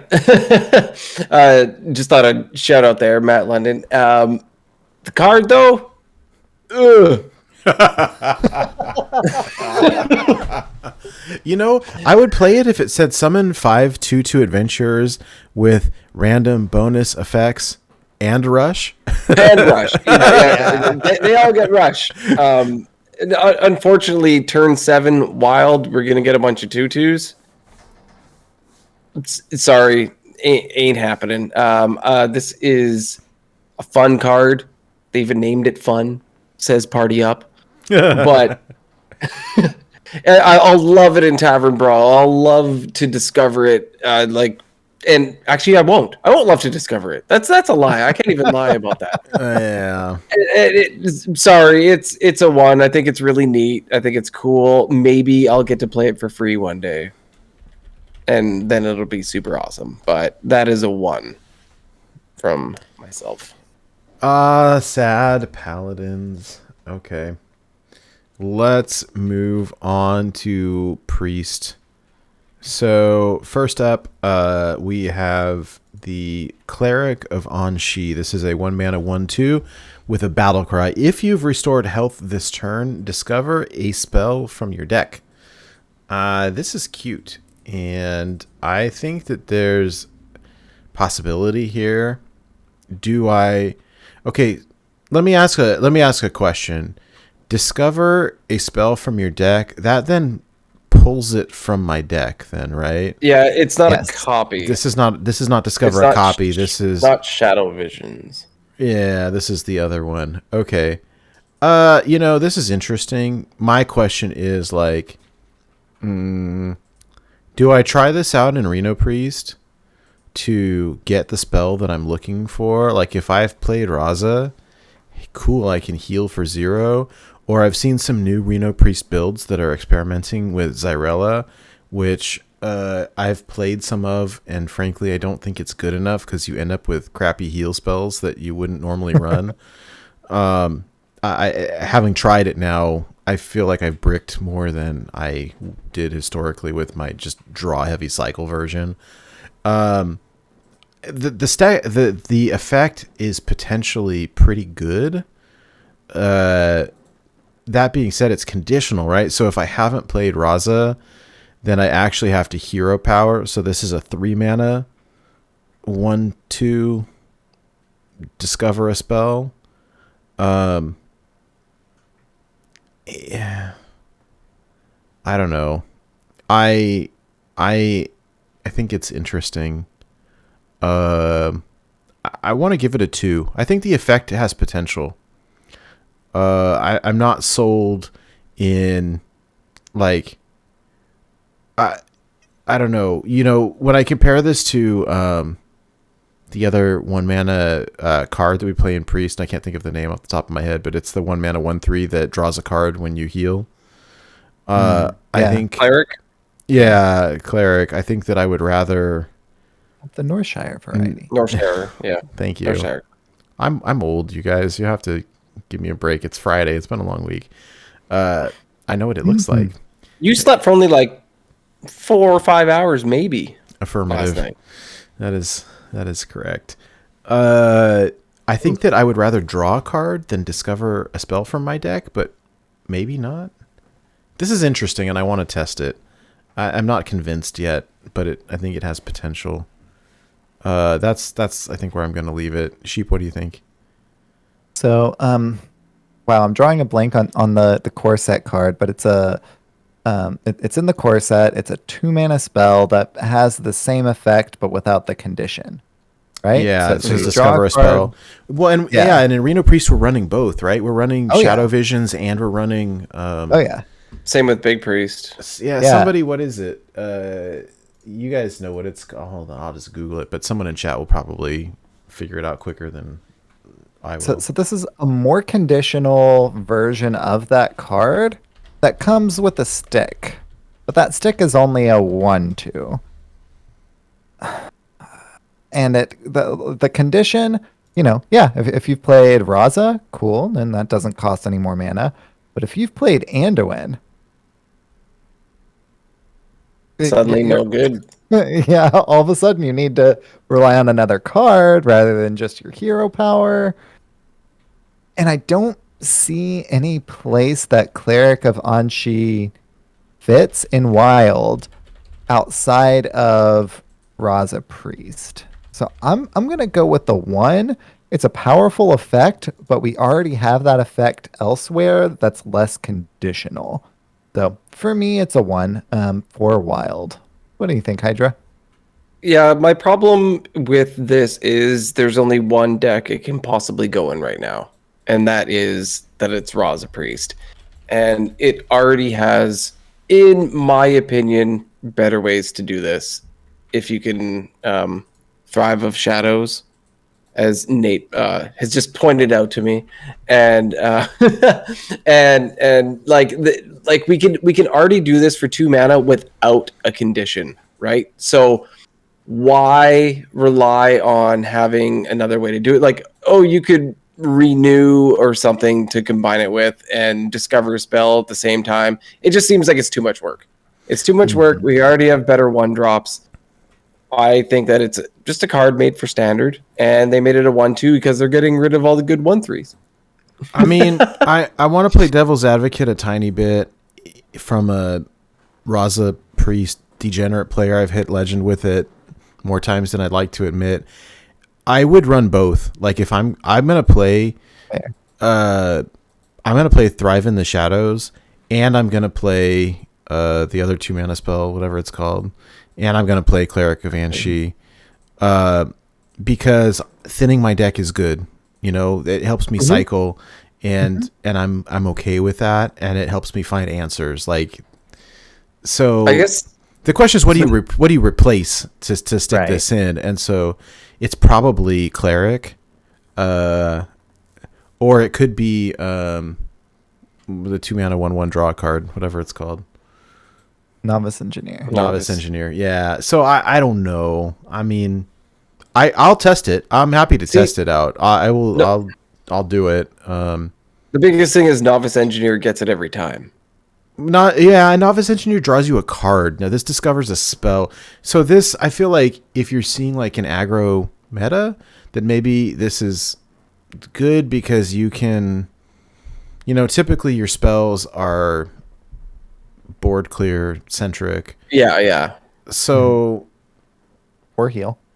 Yeah, which is also good. Like, yeah. So I mean, there's some potential. Yeah, it's interesting. I'm fine with your guys' scores. I think I'm really curious, and I will report back. I'm happy to test this out and report back. Yeah, I think that it will be tested, and I think, well, as somebody who hasn't played a whole lot of Raza Priest, just on playing against it and whatnot, and observing other people play it, I feel like it will get played, but will probably be removed as it's not the best, but it's definitely going to be tried. So it's gonna land at a 2 for me, as played in a meta deck. But I do think it's gonna be on the side as a little fringe, because I don't think it's the best. Yeah. Okay, next up is Devout Dungeoneer. This is the 3-mana 2/3 minion battlecry, draw a spell. If it's a holy spell, reduce its cost by 2. We talked about this a little bit last week in terms of, is it good, is it not? This was one of the early card reveals. One thing that I neglected to look at was, what are the holy spells? So I want to pull these up real quick. I think, again, maybe this is one that if we're going to play the Xyrella version of Reno Raza Priest, that maybe this fits that, because there's more holy spells of the healing. Like Desperate Prayer is a holy spell. We run that in the Xyrella version. Holy Smite is a holy spell. Renew is a holy spell. Condemn is a holy spell. Those go in that version. So there's some potential there. Those all being very cheap cards anyway. They are, they are, and I don't know. Power Word Shield, okay, is one. Penance is one. So there's actually a fair amount of cards that this could hit in your Reno Priest. Light Bomb, but nobody really plays that anymore. So, this again is one for me that kind of warrants testing. Like, if I can draw a spell and reduce it, that's cool. But like Hydra was saying, these holy spells that you run in those decks, like half the reason they run in the deck is because they cost 1 mana or 0 mana. So when you're having a machine gun turn, like you can play them all for super cheap in OTK. And so if I have a 1 mana spell on turn 10 and now it costs 0, like who cares? Right? I mean, I this is cute and I will test it. I'm a little perturbed because like my Reno Priest is all blinged out in gold and like I don't particularly want to craft these last 2 cards in gold. So I don't think that you're going to have to. for this one in particular. Yeah, I gave it a 2, by the way. I don't know if I said that. I think it warrants testing. Do I actually think that it's probably going to be that good? I mean, my final take on that is that I've played the Zyrella version of Reno Priest. It's cute. I've played the regular version of Reno Priest, and frankly, I just think it's stronger. Can you be a meme lord and play Reno Jackson and then Zyrella? Like, yes, and that's something that you'll do once and pat yourself on the shoulder and think that it's the greatest thing, and then that urge having been satisfied, you won't need to do it anymore because it's not very good. I don't know. Sheep, what do you think? So, you know what discounts more than 2? Palm reading when you have more than 2 spells in hand. Yeah. Also costs 3 mana. Uh-huh. Yeah. And palm reading is a shadow spell. So if you're running palm reading in your deck as well, then Devout Dungeoneer is less consistent because you're running cards that are not holy cards in your deck. You're still getting a draw, and it's still tutored as in it being a spell. But if you're not getting the effect of it being discounted by 2, I don't think I think that list is so tight that I don't think that Devout Dungeoneer makes the cut. Yeah, what would you cut to pull this? Is exactly. And exactly. I mean, I will say thinning your deck is good, right? When people used to ask why is patches good, because you don't want it in your deck, right? It's I thin out my deck, then I get the cards that I do want, and so there's that upside. But yeah, and the upside, you do get to. It's targeted draw, but it's still just draw. So I think that Novice Engineer makes the cut more than Devout Dungeoneer does because you can get it out earlier. You can chain it together better with machine gun turns. It's less of a board presence, but that's not why you're playing Novice Engineer or Devout Dungeoneer. In Wild in particular, there are a number of things that already have a very similar effect that are more effective at doing it in that particular build. So I'm going to go with the 1 because that's really the only archetype that I think that Devout Dungeoneer would go in. And I think that list is so tight that you don't want to cut anything for it because the other things kind of do it a little bit better. So that's just my 2-3 cents. What do you think, Hydra? Well, I fully agree with the whole palm reading thing. 3 mana reduces stuff in your hand. Absolutely amazing. The only thing that I do like is that it does come with a stick. When you're playing palm reading and you are looking to reduce your hand, you're stalling against an aggressive deck. Palm reading doesn't do you any good because yes, you're getting closer to what you hopefully can do and are trying to do, but At the same time, you did nothing that turn. And so what I do like is the fact that it does have a stick. It is on the board. It did its job. It also drew you a spell. And if it drew the one that you wanted, you did get the discount.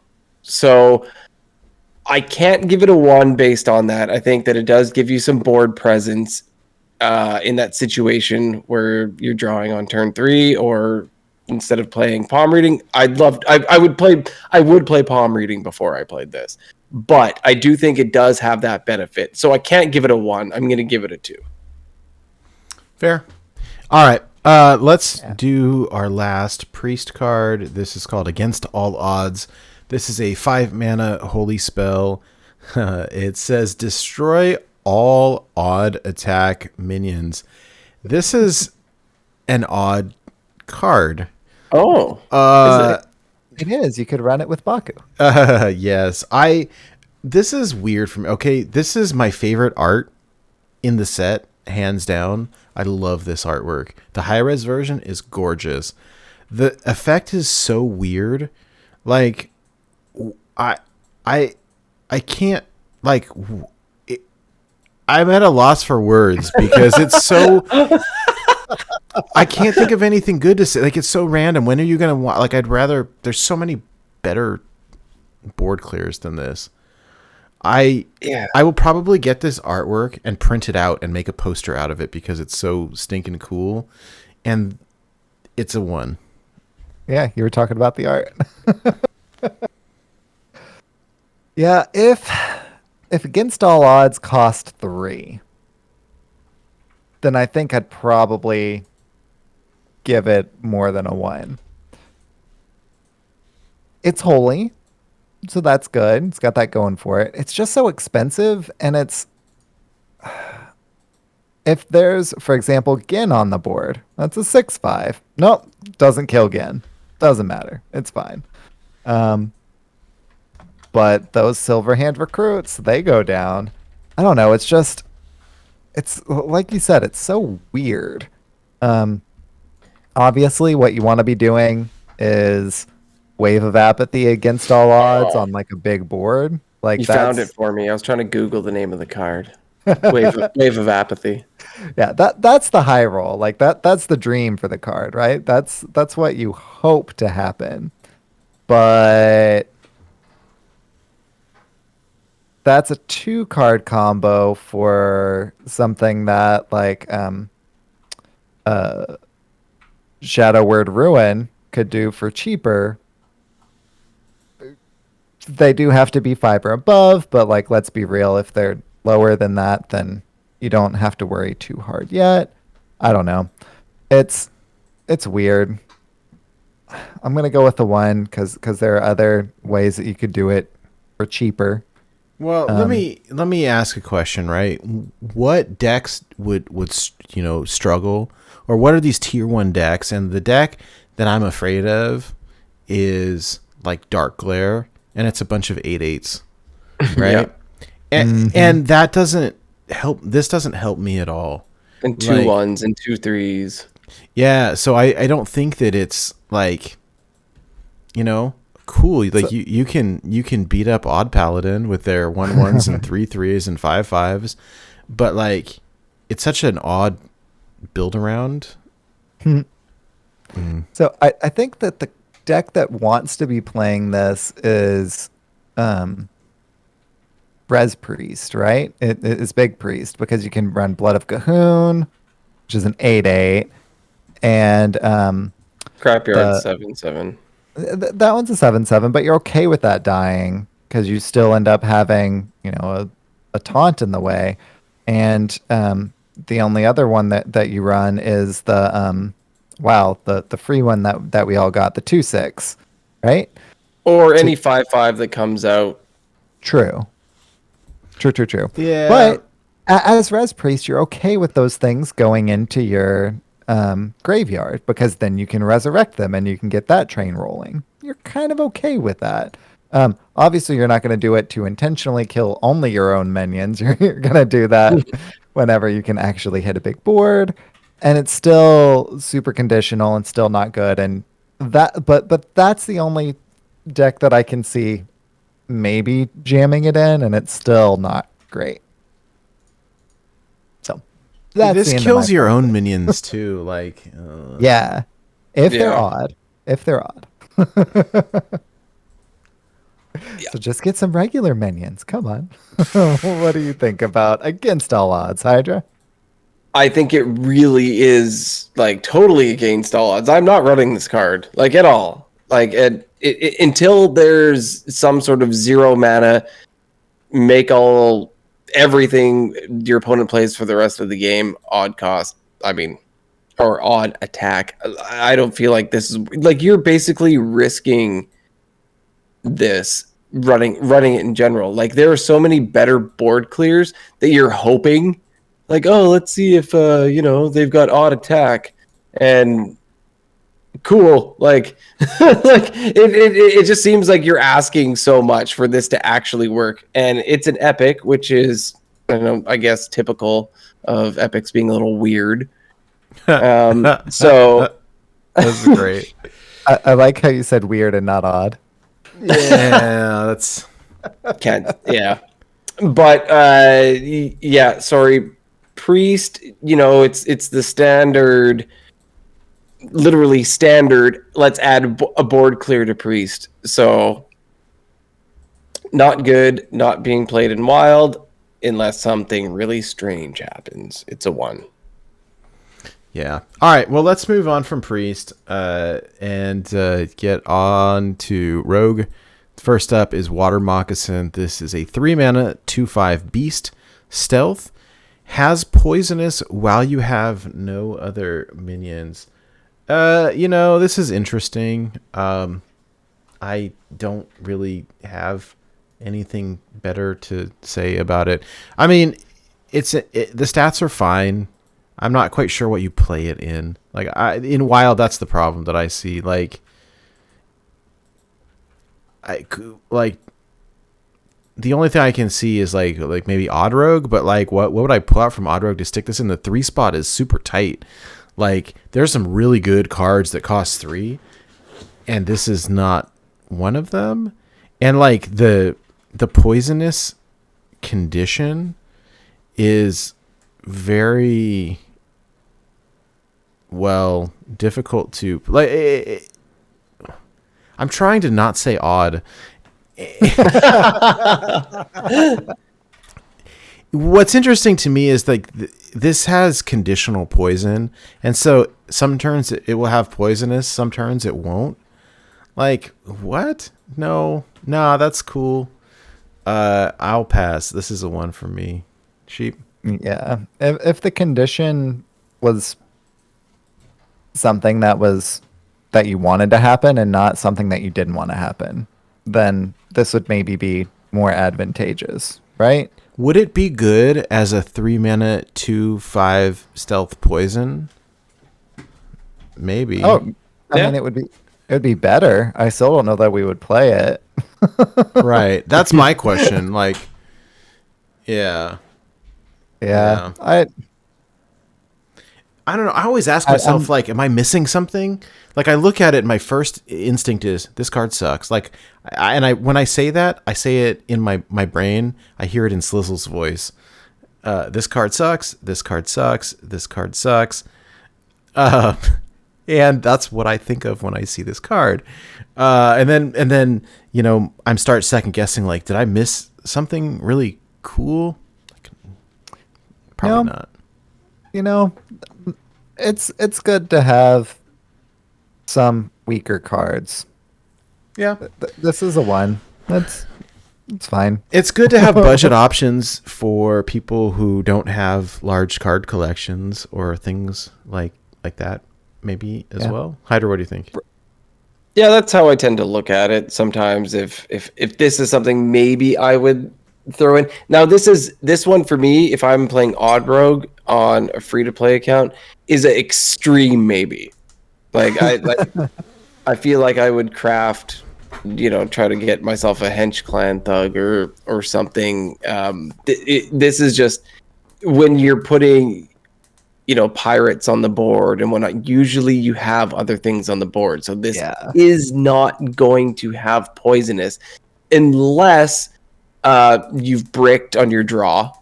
And then, okay, but you're not planning on bricking on your draw, right? Like that's not the point. So this is like a backup plan. Oh, this is the only guy I got on the board. I guess cool. He has poisonous.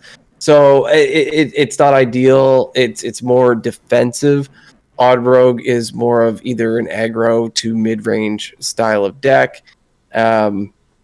This isn't something that I would put in it. It's super cool.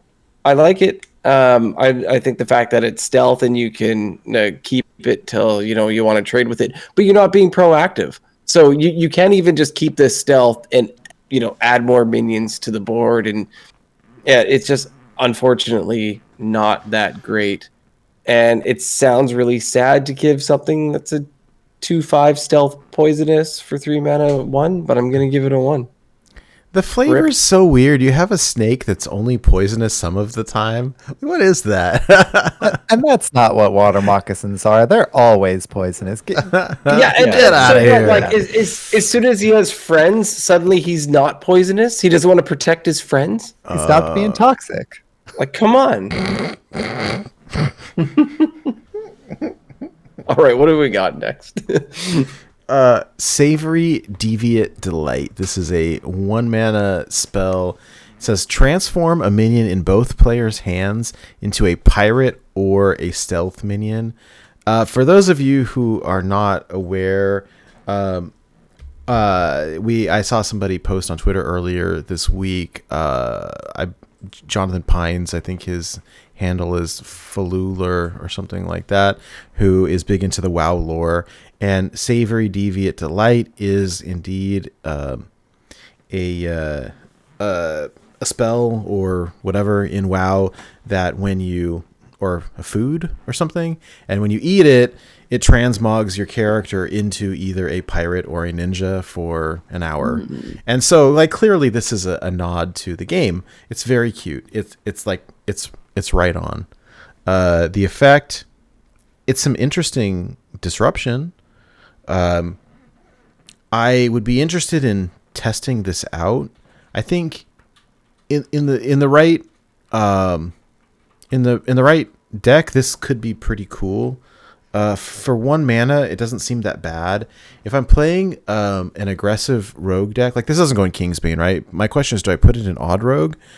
At the end of the day, it's probably not that great, but I would be interested in testing it. If I'm running a pirate package anyways, I don't mind getting a random pirate or a stealth minion for that matter in an aggressive rogue deck, knowing that I'm going to mess up my opponent's. Like if I'm seeing a bunch of combo, if I'm seeing Big Priest or Raza, or if I'm seeing this degenerate warlock stuff, or combo druid type stuff, like, hey, I don't mind messing up their synergies and getting a pirate or a stealth minion for myself. So I think this is interesting. I don't think that it is necessarily meta, so I give it a 2. Like, I think it's fringe. We could test it and it could be like, wow, this is actually really good. Most of me thinks that, like, I think it was Sheep was saying earlier, maybe it was Hydra, I don't know, is sort of meta dependent depending on what you're seeing. And we were talking earlier, like, if you're seeing a bunch of aggro, then you can run this. If I'm seeing a bunch of combo, then I can run this. So yeah, I give it a 2. I think it's interesting. The flavor is very good. Sheep, what do you think? So I think that I'm gonna go with the 1 for Savory Deviate Delight. Yeah, it's good combo disruption. It's good, for that. But what I want to do whenever I'm playing any of the rogue decks that we've got now is being more proactive rather than reactive. And this would take a minion that I'm running in my deck that I want to be running and removing it for something else. It's a really powerful effect for disrupting combos, but like I don't want to replace any of my own stuff. And I don't know. It's a really interesting and fun and cool card. It's just I want to be proactive rather than reactive. I think with my rogue, I want to beat them, you know, to getting their health to 0 before they do their combo, rather than by replacing the combo in their hand. So that's where I'm at with Savory Deviant Delight. What do you think, Hydra?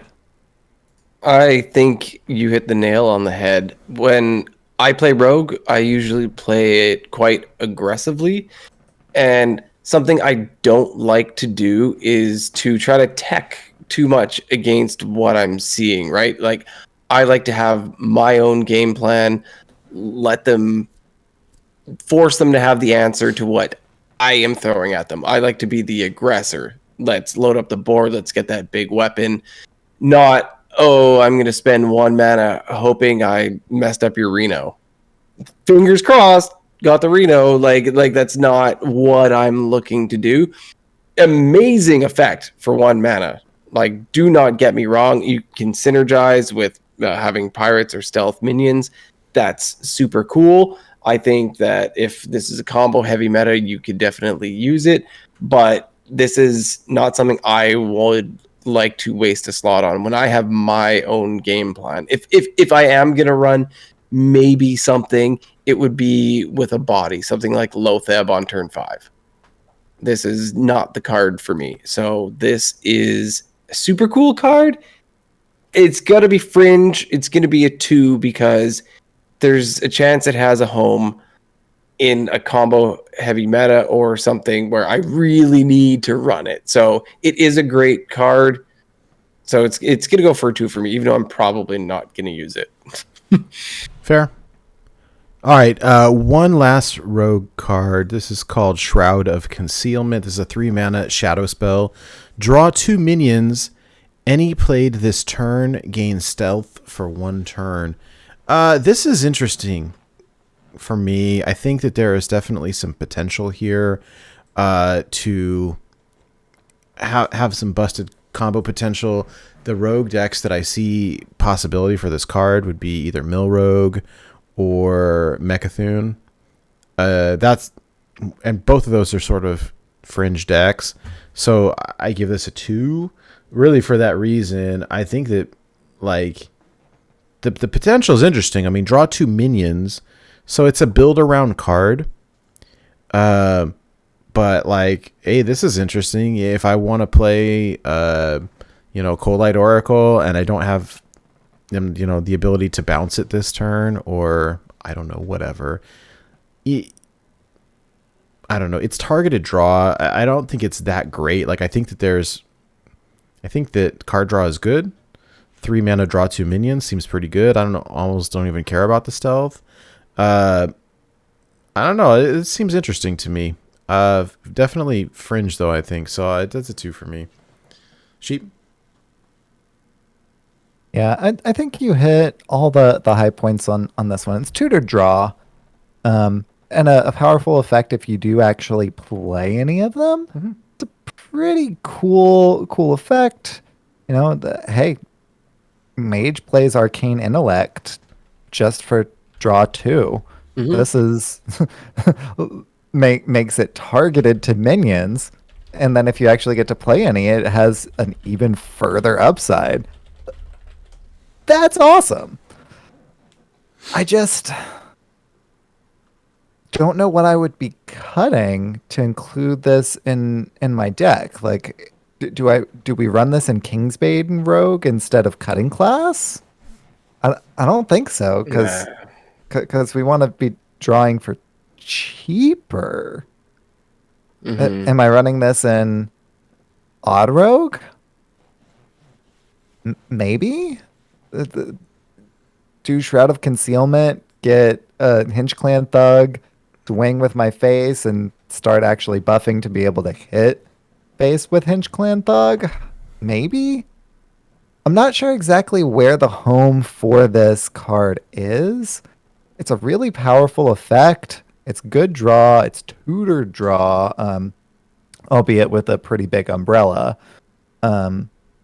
and it has an upside for if you actually play them. So it's really powerful. I just can't see exactly where the home is, which is exactly why I am completely agreeing with you, Nate, that this is a 2, because I don't see a meta deck that we immediately plug this into.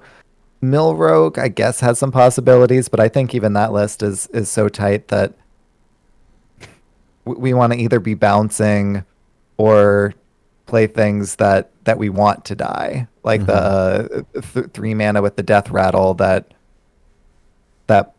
poops a minion onto your opponent's board. We want that to not have stealth, right? Yeah. So, you mentioned Identity Crisis for Rogue, and I think that's kind of where Shroud of Concealment comes for me. It's a really powerful effect, and it's a really cool idea, and it's a really fun card. Just don't know what the home is for it in Wild. What do you think, Hydra? I think Mill Rogue is the only home currently for this card, as you mentioned. But like, am I actually going to run it? Probably not. Like, what else are you going to possibly run this in? Well, I think like the problem is, so it has the condition of the fact it's 3 mana, right? And so if you're going to play something like Cold Lights or whatever, something cheap with it, then fine. But if we're going to play this in a combo deck or something like that, we're going to need the spare mana to actually play. Like, if we're going to conceal something, right? Like, we're not going to conceal like a big bad minion with a cool Death Rattle or whatever, because it costs too much. Like, we can't actually play it. So like, I fail to see where this actually goes for now, right? Like, oh cool, we could draw an Auctioneer and we could conceal it on what turn? Like, how much does Auctioneer cost now? 6. Like, so, oh cool, turn, I guess we could prep this, then play Auctioneer, and then go off, the turn after. Like, I don't know. Like, it seems like so forced, right? Like, it just seems so bad currently, but there's got to be a home one day. Now, I think there's potential for Mechathune, because I'm only running a very small amount of minions. It's mostly cycle. I'm running Anka, and I'm running Mechathune, and I'm running Pyromancer, and that's about it. And so if I can pull those, like, that's cool. But even then, in that deck, number one, it's super fringe. Number two, you have hand size issues. So tutoring my cards is cool. But even then, it's like, all right, well, I want to play Myra's to like burn through the rest of my deck after I get those. It's a maybe. The deck is super fun. I won't say that it's super good. It's definitely fun. On the basis of it's an arcane intellect sort of card, like, just by nature, it's not a bad card. Right. Like, agreed. Like that, you can't say it's bad based on that alone. And there's a possible bonus to it, and it's specific that it is minions, right? Yeah. So you're looking for that exactly. So I'm going to call it fringe playable, which is a 2. I cannot say goes in a current meta deck, which would be a 3. So it's going to be a 2 for me. Yeah, I completely agree. The better AI, even if you don't get the value of playing them that turn for the stealth. It's going to find a home somewhere eventually. Agreed. All right, cool. Yeah. Hey, everybody, we're going to take a real quick break to use the restroom and feed the pets, and we'll be right back. We still have Shaman, Warlock, Warrior, and Neutral. Like, my goodness, who thought we could go this long on 35 cards? Yeah, you did. You did. All right, well, we will be back momentarily. I hope you guys hang out. We are breaking the card review into a couple of parts for easy listening digestion. So please stay tuned to the next part of this episode. Thank you. More to be wild.